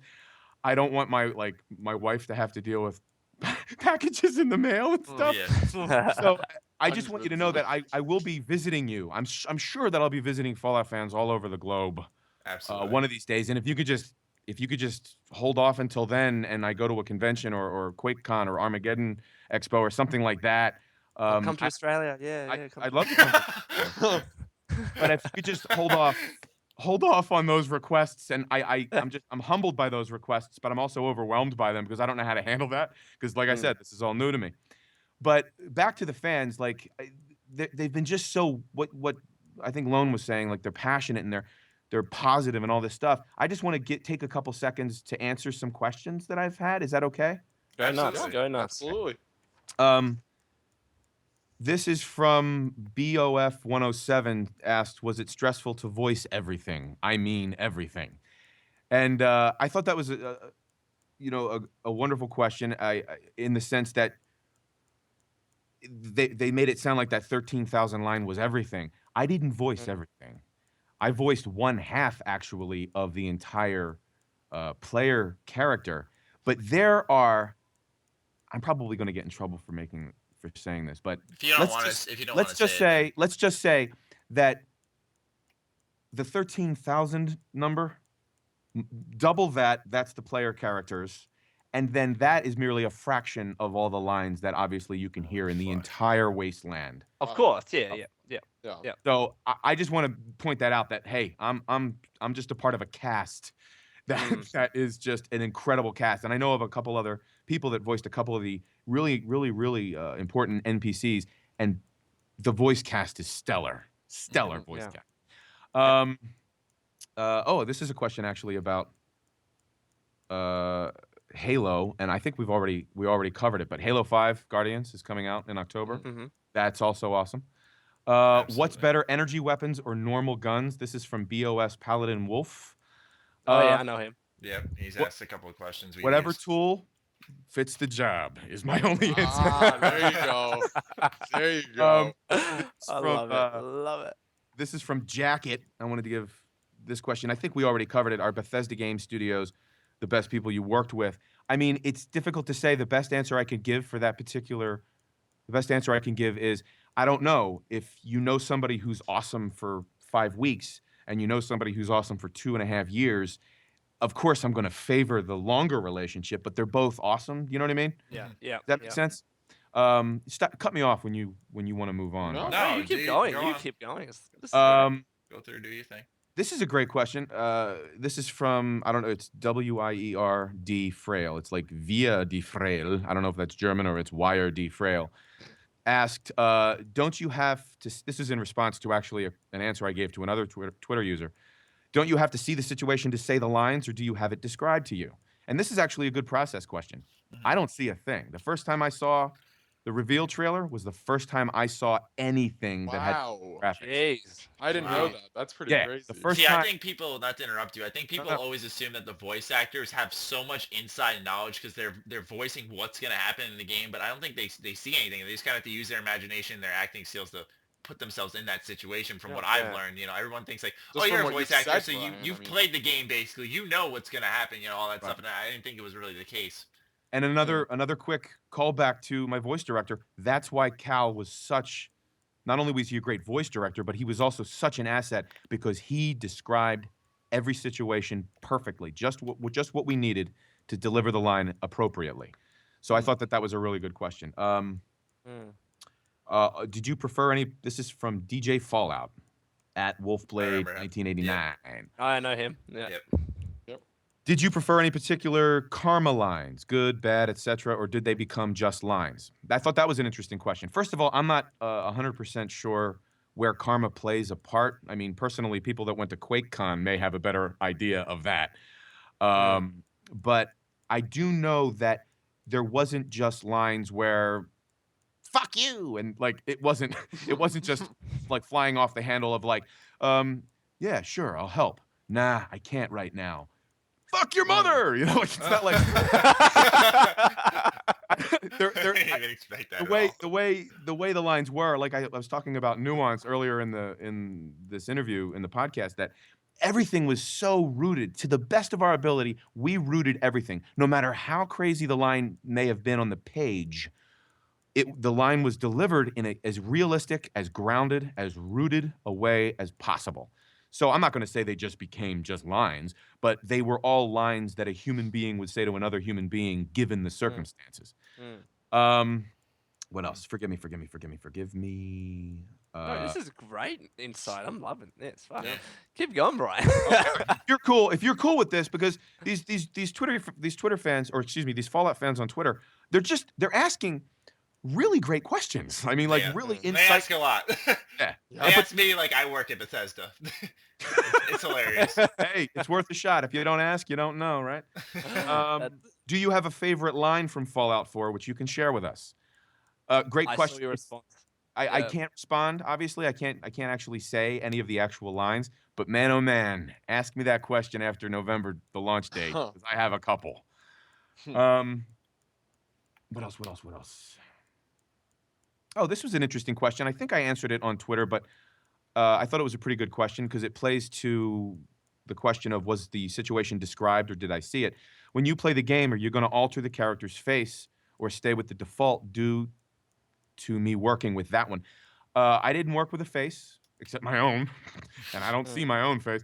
I don't work with the face. I didn't see any renderings. I didn't see any drawings. I didn't see any characters. I didn't see what any of the NPCs looked like. Interesting. By the way, connected to that's going to be one of the.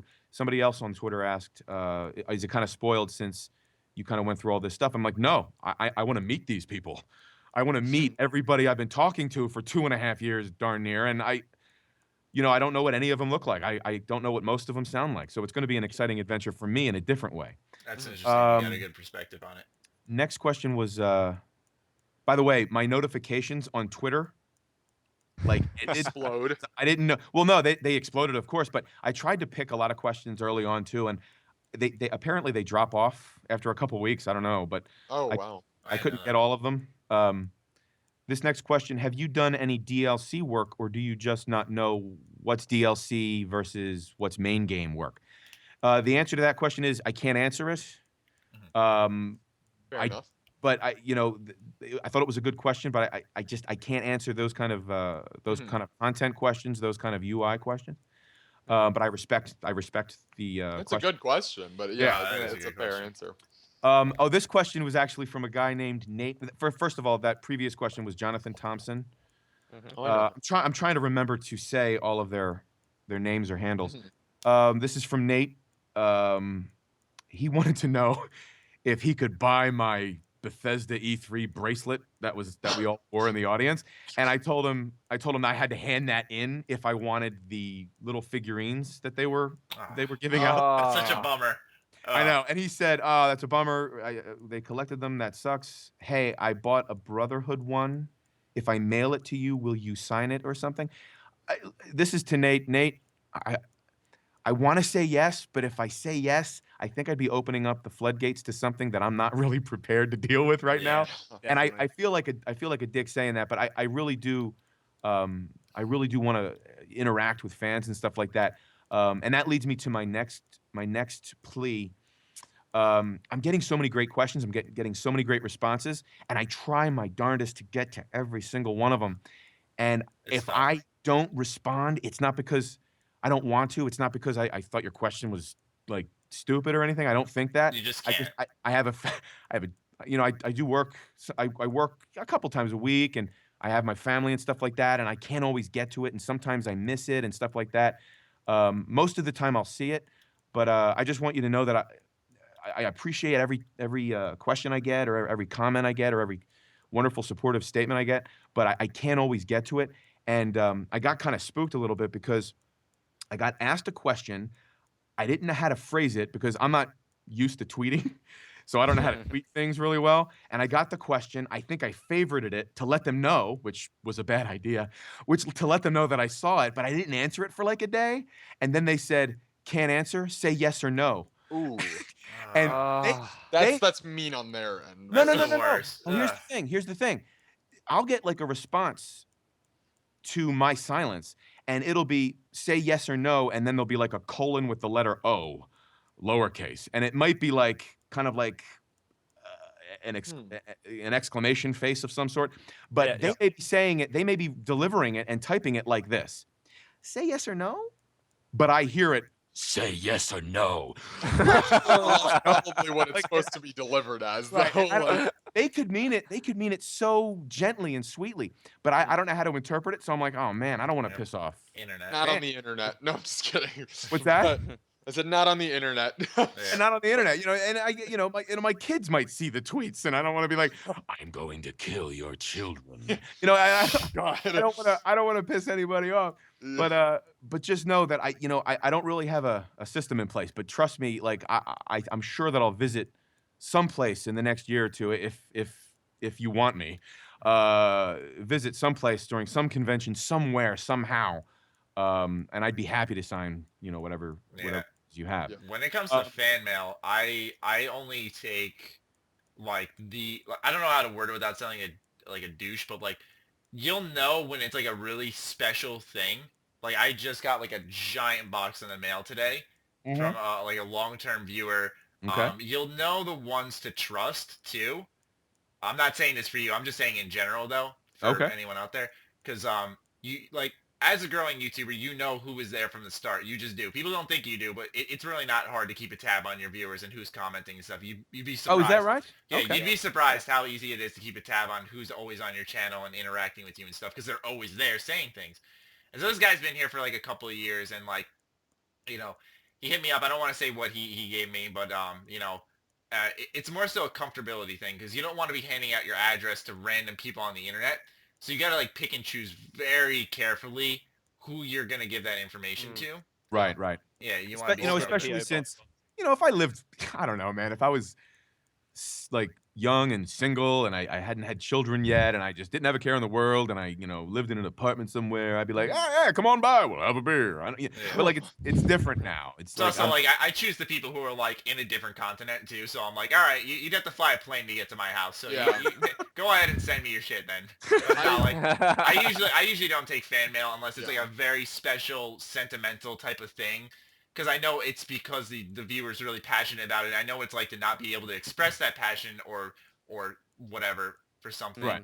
And so you want to kind of grant them that request and stuff. So, it's also makes it so that I don't believe in like the YouTubers to set up a PO box and be like, hey, send me shit. I'm like, I make video game videos. I don't do shit that deserve you to send me hundreds of dollars worth of items. Yeah. Right.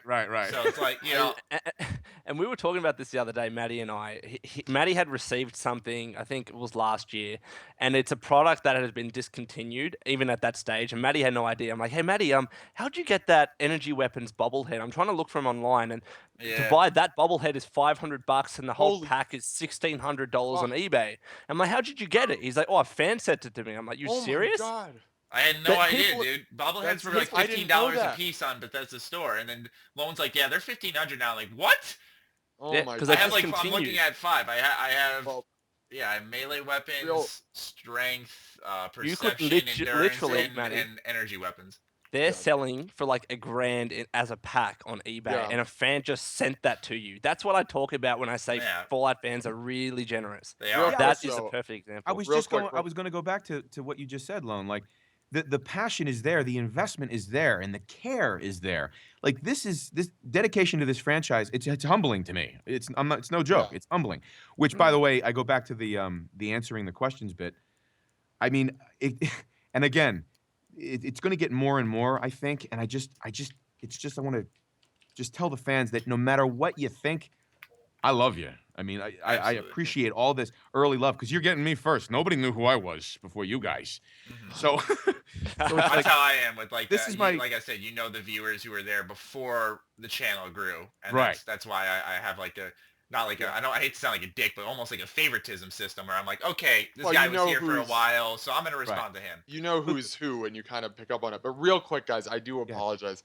I have to back out because some things have come up, and I do have to back out. No. I do. I'm sorry. I genuinely, I'm sorry. But Brian, it genuinely is an honor to have you on the cast. Ah, and, man, the you know, honor's mine, man. it Nice is- talking to you, Noah. Yeah, it was really nice to meet you, Matt. Lone, I will see you guys next week. I do apologize. I am sorry. That's all right. I apologize That's all for making it go 2 hours. I'm Oh sorry. no. Oh, it's all right. Oh, Dude, wow, it that's a was- good The viewers will love this. Yeah, trust me. But guys, have a good rest of the comm, and Take care. yeah, peace out, guys. Peace. Take care, Noah.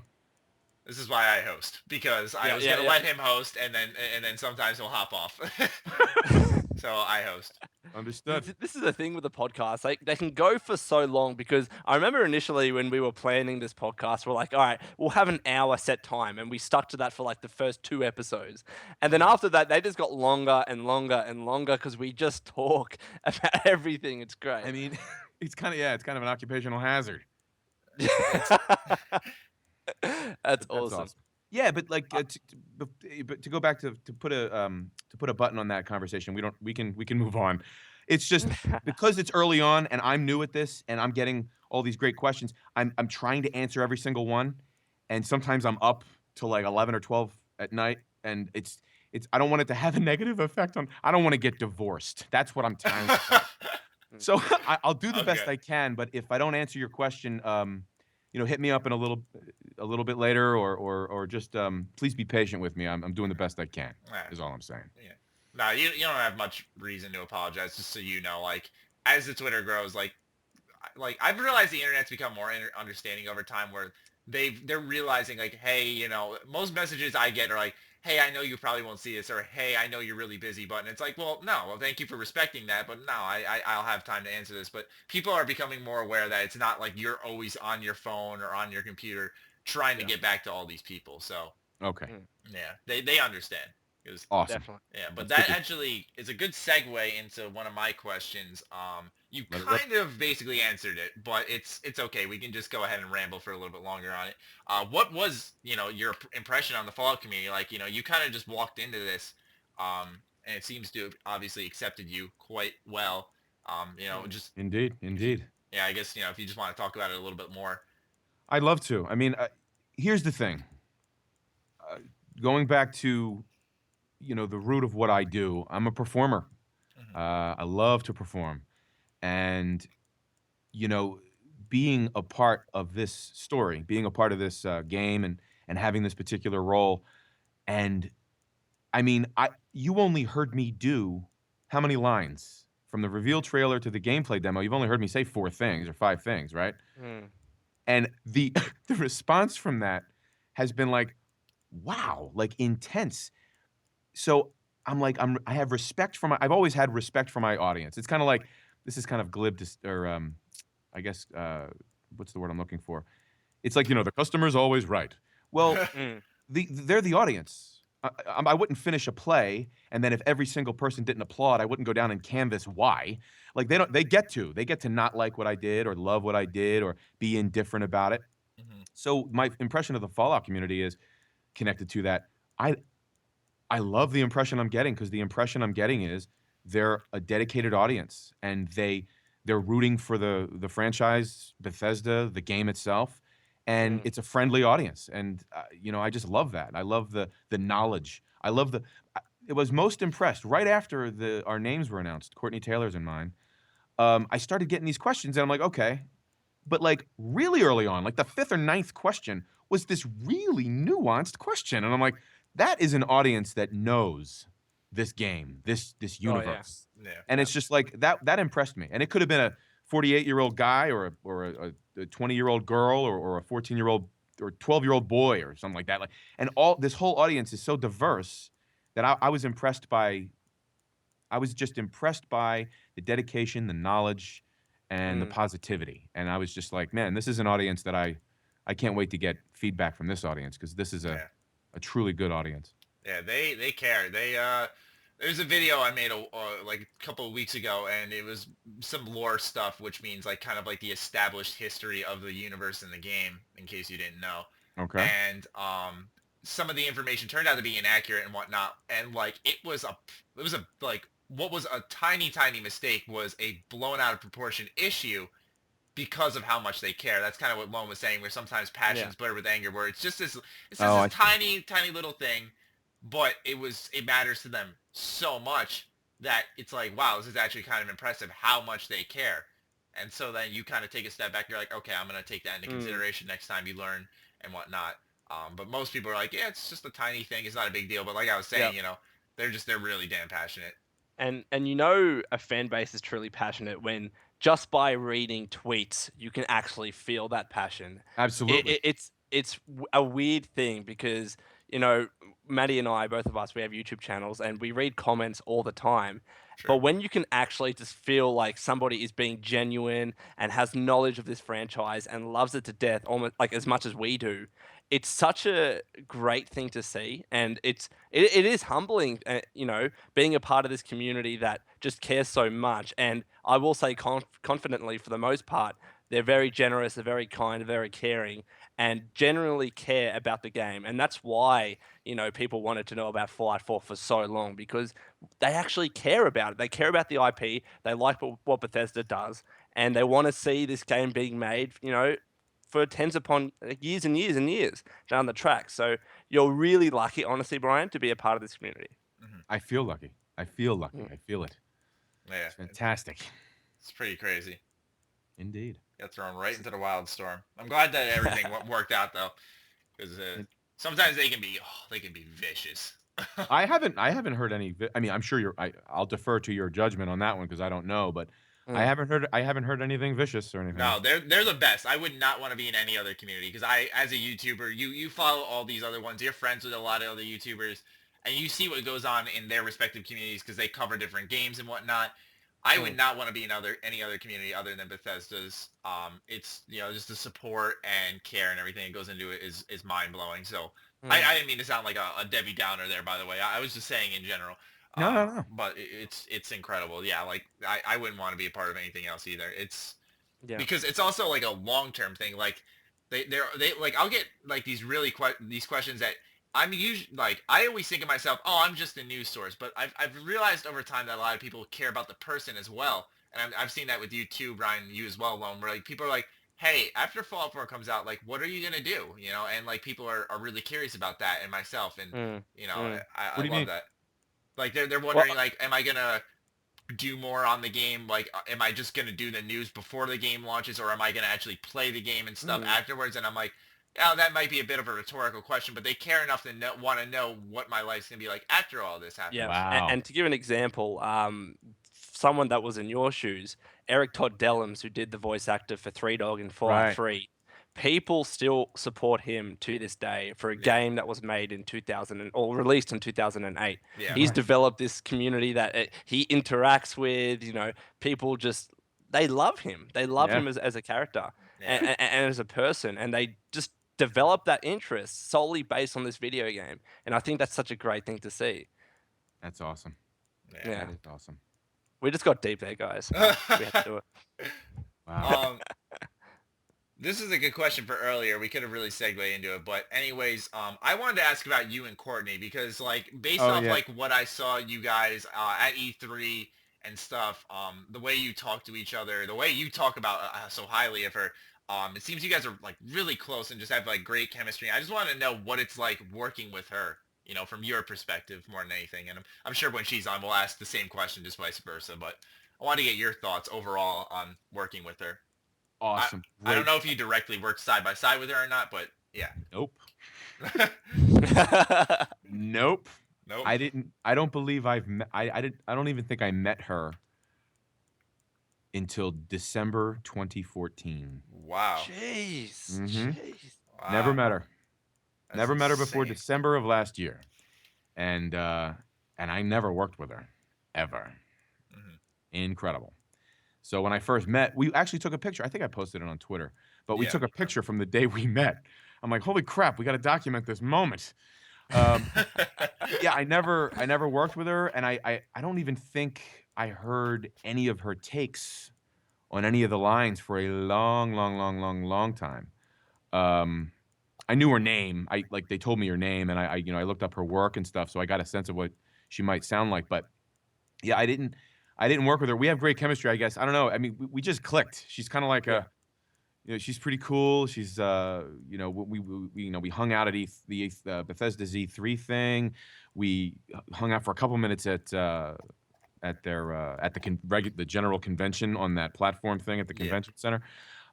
She's just she's cool, man. She's easy to talk to. We would I don't know how to put it. I mean, I don't know. I guess it's weird. Like we have like a brother sister vibe when we screw with each other. Like shut the hell up. Like whatever. So, but like that wasn't born out of like a lot of time. I mean, Yeah, it's interesting because like in the Fallout 4 gameplay demo at E3, like that scene in the beginning, I thought where it was just like the husband, like it was where you create your character, and like the husband was talking to the wife and stuff, and just like even though it's very interesting that you guys say you didn't meet until December, because the way you two kind of spoke, it was like a familiar atmosphere, like you two knew each other and cared about each other deeply, where you brought that emotion in the game alive. But it also seems like it was something that kind of carried over from real life. So it's actually really interesting. But you guys just seem to like really be on the same page when it came to the actual game. It's interesting that you didn't record side by side or anything. Right. I And mean, especially for that scene when she was like, "Oh, cute nose" or something Right. like that. I was in Sydney at the time at the Bethesda event in Australia that they held, Ah. and people like genuinely liked that. They laughed at that, and I and know. I, They laughed. I Yeah, thought they people laughed. felt that chemistry, you know. Right. I mean, that's again. I have to give props to Cal, our voice director. He really kept us on point and Mhm. told us what we needed to know, and then the rest of it was just acting. I guess I don't know. I mean, he was kind of our beacon. He was our Yeah. lighthouse, as it were. So Like that part where the bombs are falling, man, like intense goosebumps every time I see that part because like it's like a mixture of like the sirens going off, like that intensity and like then your voice work, both of you guys, it was just incredible and it really brings that moment to life. Um, I love it. So that's why I was just really curious what it was like working with her. yeah, I wish I want to work with her. Yeah. I want to work with her in person because she is fantastic. Mhm. Yeah. She is fantastic. She's awesome. That's great. Awesome. My final question, and I'm sure we'll think of some others, but we kind of talked about this already. It seems like all the questions I had written down were like covered, but I guess that's what happens when you record for 2 hours and 15 minutes at this point. So you're the first voice protagonist in Fallout 4. Like you're just gonna let that sink in a little bit. Like Right. I said, you've talked about this a little bit during this podcast. Like overall, how does this make you feel? Like, is it intimidating? Like you're kind of stepping into some big shoes here, or are you just kind of like since before this you said you hadn't played Fallout 3 until like I'd say a year and a half ago. I think you said. No, like 3 months ago. 3 months ago. Okay, so yeah, like it wasn't like you were already familiar with the franchise and knew like, hey, they don't have a voice actor every time. Like this is huge. So Right. like, I just want to know like, your overall thoughts on this. Well, it was evolutionary actually. It started out with a little bit of like intimidated, like Mhm. what? Really? Wow. Okay, this is a big jump. Mm. And then it kind of gradually fell into, I feel like I'm doing the best work I've ever done voice wise. My Cal said, "Hey man, you really early on even you really found it and you were going." And it was just I felt really comfortable in the role and it was just great. It was just I left everything on the field Mhm. is the way I guess I would Mm. put it. I Mm. mean, I don't have any regrets and if I hope it hits. I hope people like the change of, having me and Courtney do the male and female protagonist, but it's really just now like kind of like a peace has settled in kind of thing. Like I'm always humbled. I'm humbled by me getting this job. That hasn't left. I'm humbled by it. But the intimidation has just morphed into just, you know what? And this is the truth. I guess the most truthful thing I'm going to say to you, not that I've lied, I've told the truth. Liar. Liar. I did the best I could. And Absolutely. I did the best I could, and I know everybody else did. Everybody that I'm aware of, and I left it all out on the field, and I think the gamers will be pleased. I think Fallout fans will be pleased. But I'm generally humbled, and I gave it everything I had, every ounce of everything. I gave this job, and Bethesda's awesome, and the voice directors have been awesome. But actually, I should give a shout out to Chris Fiella. Did 1 day of voice directing me as the player male voice on this job. Every other day, and it's been like I don't know 75 or 100. Was Cal Bogdanov, but 1 day was Chris Fiella. He's a really, really gifted voice director as well. Awesome. But yeah, I'm just generally humbled, and I'm eager. I'm as eager as the fans because I'm a fan. I'm now a fan. I didn't know about Fallout when I got the job, but now I'm a fan, and I'm with you guys. I'm eager for the game to launch, and it's a lot of fun. But generally humbled, man. Just generally humbled. That's awesome. No, I can hear it in your voice. That's great. Yeah, truly genuine. And honestly, Brian, like we would just want to thank you because 2 years of voice acting work that's an impressive feat, Mhm. and you sound like you've given it your all. So just even before we've seen the game, we honestly want to say, and I'm sure fans would agree, thank you for the work that you put into it, because again, this is a franchise that we're so passionate about, and to see that you shared that passion in your work is Yeah. honestly, it's humbling on our behalf. It really is. Yeah. I appreciate that. Thank you guys, because this is like I was telling you. I don't know if this was the pre-podcast discussion, but there's only one first, and something is new for only so much time. And right now, this is a good time. I'm having a great time. This is a great ride. This is a great franchise, and I believe this is a great game. And I'm grateful to everybody. I'm grateful, of course. I'm grateful to my agent, Pat Brady from CESD Talent Agency. Yeah. I'm grateful to Bethesda and everybody there. Todd Howard, Emil Pagliarulo, Will Shen, Mark Lampert, Chappie. You know who you are, Bri. Ferret, Corey. These are all the developers or the people from Bethesda that were on the line as they were listening to each session. It was a varied group. A couple times it was Todd Howard. I'm just grateful to everybody involved, and of course the people that the people I have to have respect for, beginning, middle, and end, is the people that put their money down. They drop $60 in November, and they wait in line, and I'll admit I've already spent $300 on Fallout stuff. Yeah, I spent like 400. I did the math last night. Yeah, I bought the Fallout Anthology, the Pip-Boy edition with day one shipping, and all the little figures on the site along with the T-shirt. I got all the figures. I've got the Pip-Boy edition. I got the Wasteland pack, which comes with like Game Traders reached out to me about that. They're like, "Hey, you want one?" I'm like, "Fuck yeah!" So now I have another copy of Fallout 4. Yeah. Like, I literally, on my mantelpiece right now, I just have Fallout merchandise just stacked, like literally stacked, because I just bought all the pop vinyls. I actually have, Brian, I have you as a figurine on my mantelpiece. How does that make you feel?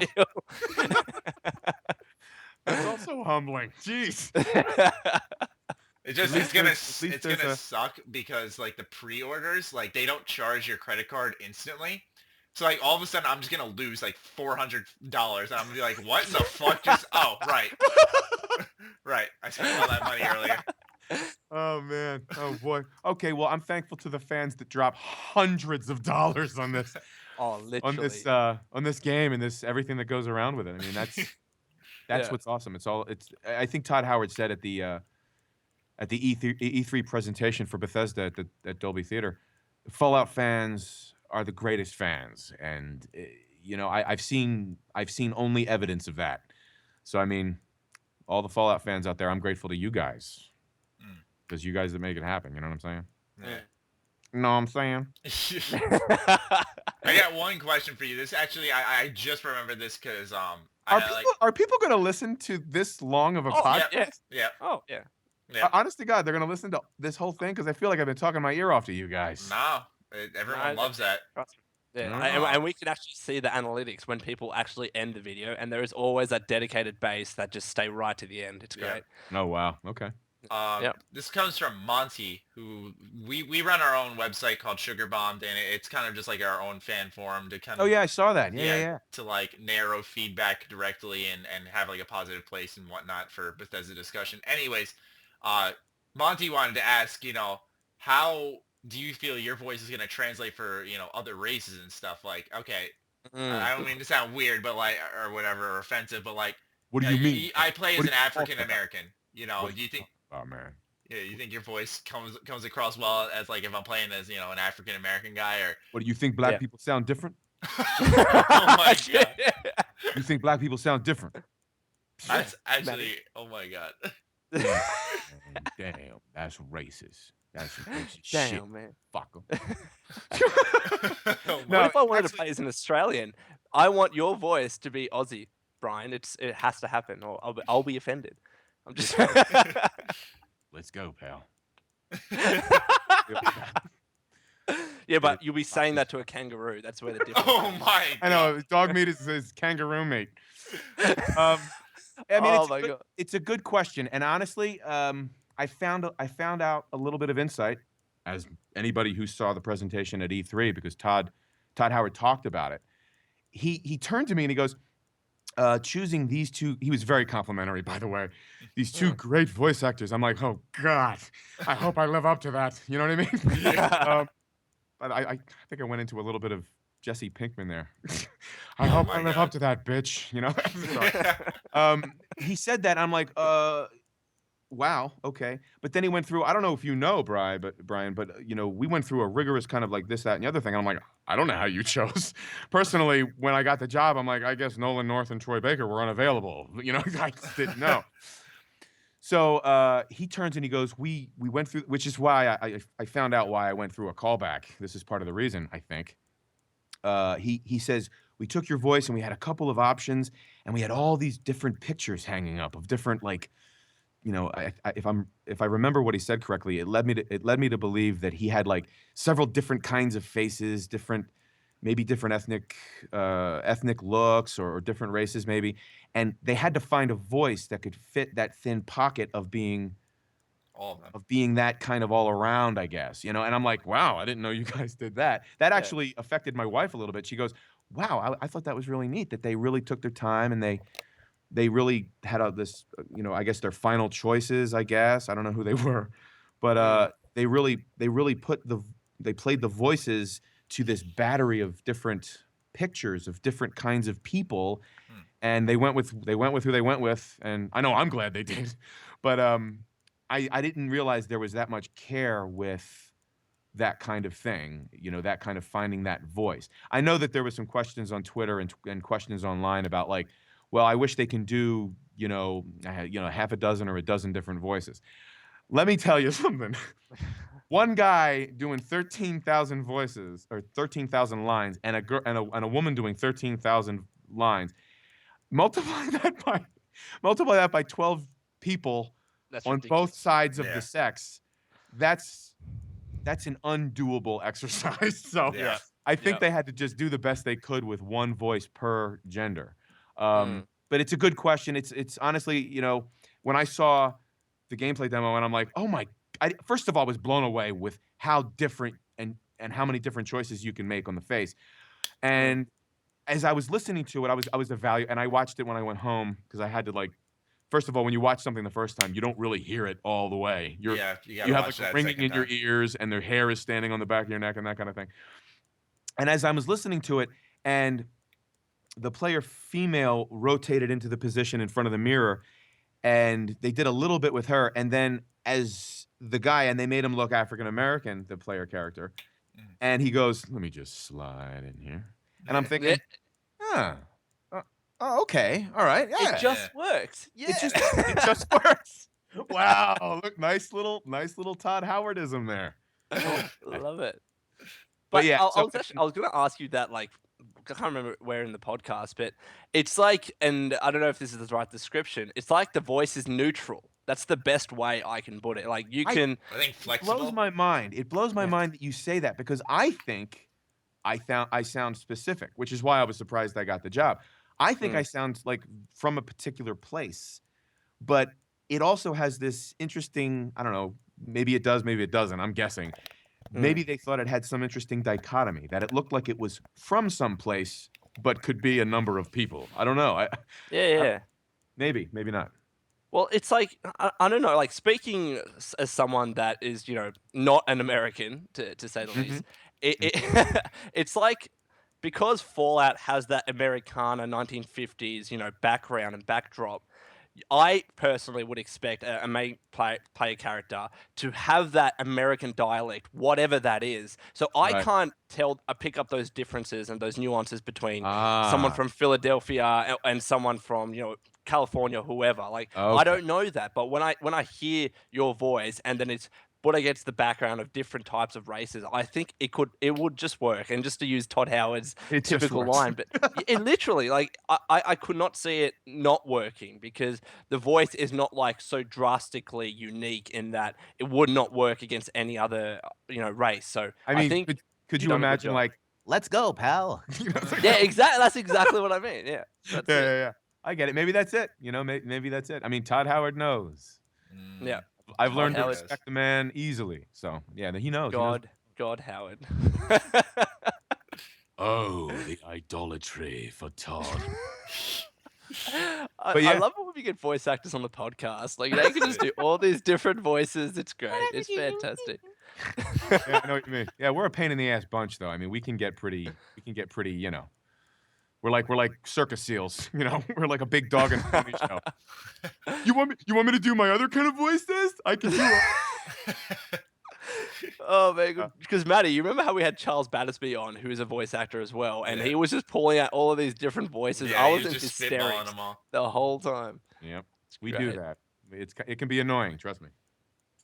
I like it. Nah, It's funny. Yeah, not for us. Not for you guys. Oh, I love you guys even more now. That's excellent. Well, holy crap! How long? It's actually been officially almost 2 hours on the actual podcast. It's been 2.5 in our. So we've had a 30-minute pre-podcast talk. Pre-podcast talk. Okay. Yep. How great So is that? 2 hours. Is that so? People are gonna listen. That's wonderful that they get to listen to you guys, Mm-hmm. and they Yeah, and they stay we're tuned lucky. for the whole thing. Yeah, Yeah. it's incredible. They like listen to the podcast while they're doing other things. The amount of times I've heard people say, "Yeah, I'm just playing Fallout while listening to the podcast." It's just like that's awesome. That's That is awesome. Awesome, like Awesome. That's what we want. It We is just want humbling. people to listen to this while they do things. That's why we made it. They're like, "Oh, put some gameplay in the background." I'm like, first of all, my computer would blow up. Second of all, just trust me. It's like that's how I listen to podcasts every now and then. I just start up a game and I just leave it on in the background. There you Or go. go for a run, or exercise and have the podcast in the back. I do it all the time. I love it. I absolutely love it. Well, I think we've reached that point. Yeah. We've just had like an awesome visit. Like it's like this Yep. was cool. This is like awesome. So it's like beers at your place next, Brian. Is that right? Deal. No kidding, Lone or whatever your name is. We'll call you. I'll tell you after the Jack. podcast because I feel like I should. I feel like I know. Yeah, I feel like we're like buds. I don't know, man. You guys really know how to do this. This is my. Thank you. I'm relatively new, Thanks. but this Thanks, is. You guys do a good show. Thank you. Glad you enjoyed it. We want like I said to you when we first spoke. I was like, we just want you to come on and just have fun. Like that's all we want. Oh, well, I had a blast. I hope Good. it's shown through. No, it has. It's It's really good to hear. It's Honestly. great.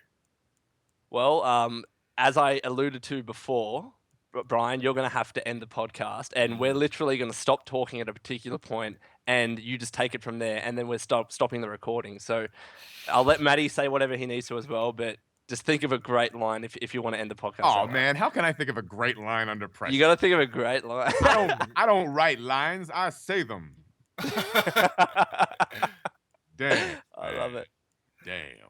I just wanted to personally thank you, Brian. Like I said, from start to finish, this has been a lot, for lack of better words, easier than I ever expected. I thought it was going to be like an arm and a leg to get a voice actor on, but you were more than willing. You reached out to me. I want to point out specifically to the listeners that Brian reached out to me. Like I put that initial offer out there, but then he followed me and came to me all about it and was really excited. So Brian, thank you for being so excited about it and just, obviously easily our best guest yet. And Wow, this guys. has been amazing Thanks, having you on honestly. and really getting to know you. Remember, I'm grateful for the invitation. You kind of gave a shout out invitation because we didn't know each other or anything. Yeah. And all I did was respond to a generous invitation, and I'm grateful you had me on. And remember, I mean, I'm probably gonna look back on this and say, man, I wish I can go back to those days because You can I- always, by the way, you're always welcome back on. We say this with all our guests. You're always if you're like, Always hey, welcome. I'm down the podcast, I'll be like, all right, you're on next week. Yeah. hey, who knows, man? Sometime after launch. That's what we talked about that. Definitely. Yeah.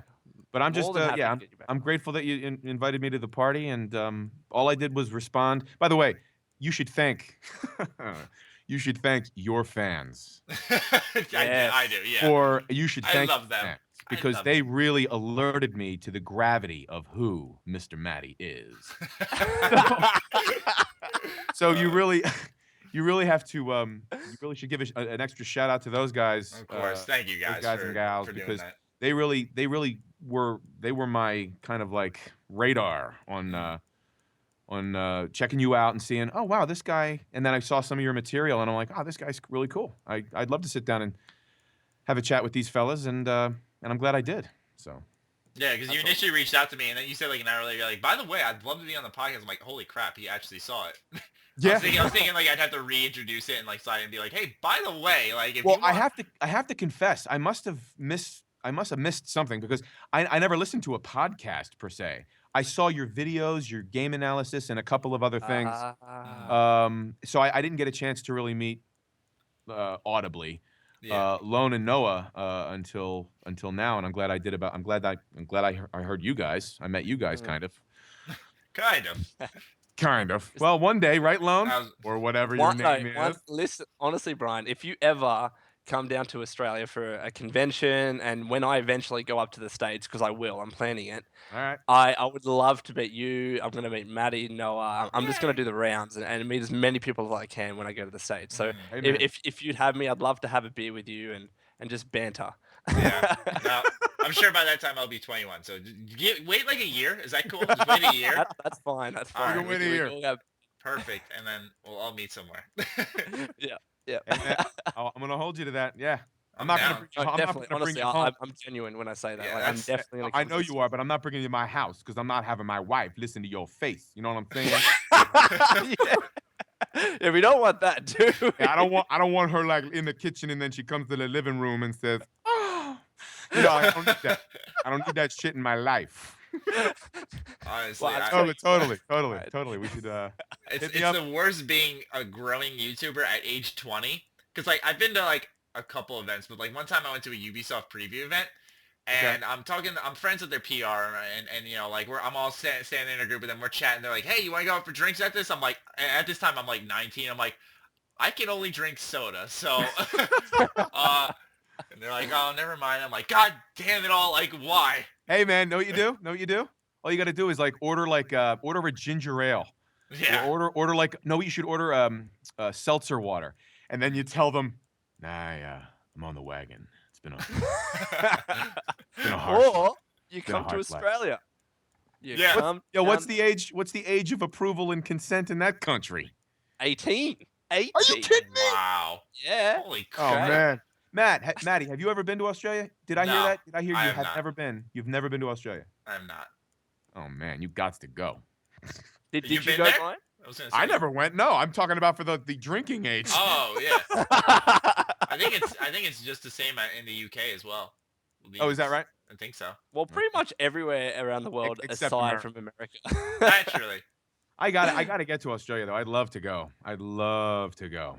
Look, if you ever are, and if you're ever planning a trip, just reach out to me. I'll give you the best advice you'll need, and then we can meet, and it'll be great. Sounds good, man. And Sounds Brian, sweet. your hometown's obviously a couple hours away. So if you're in my area as well, you know. Hey, man. I'll- Yes, I'll Philadelphia. be- It's only 2 hours south. Wait, what city do you live in, Matt? Or do you not want to say? I don't want to say specifically, but I'm in New York, so.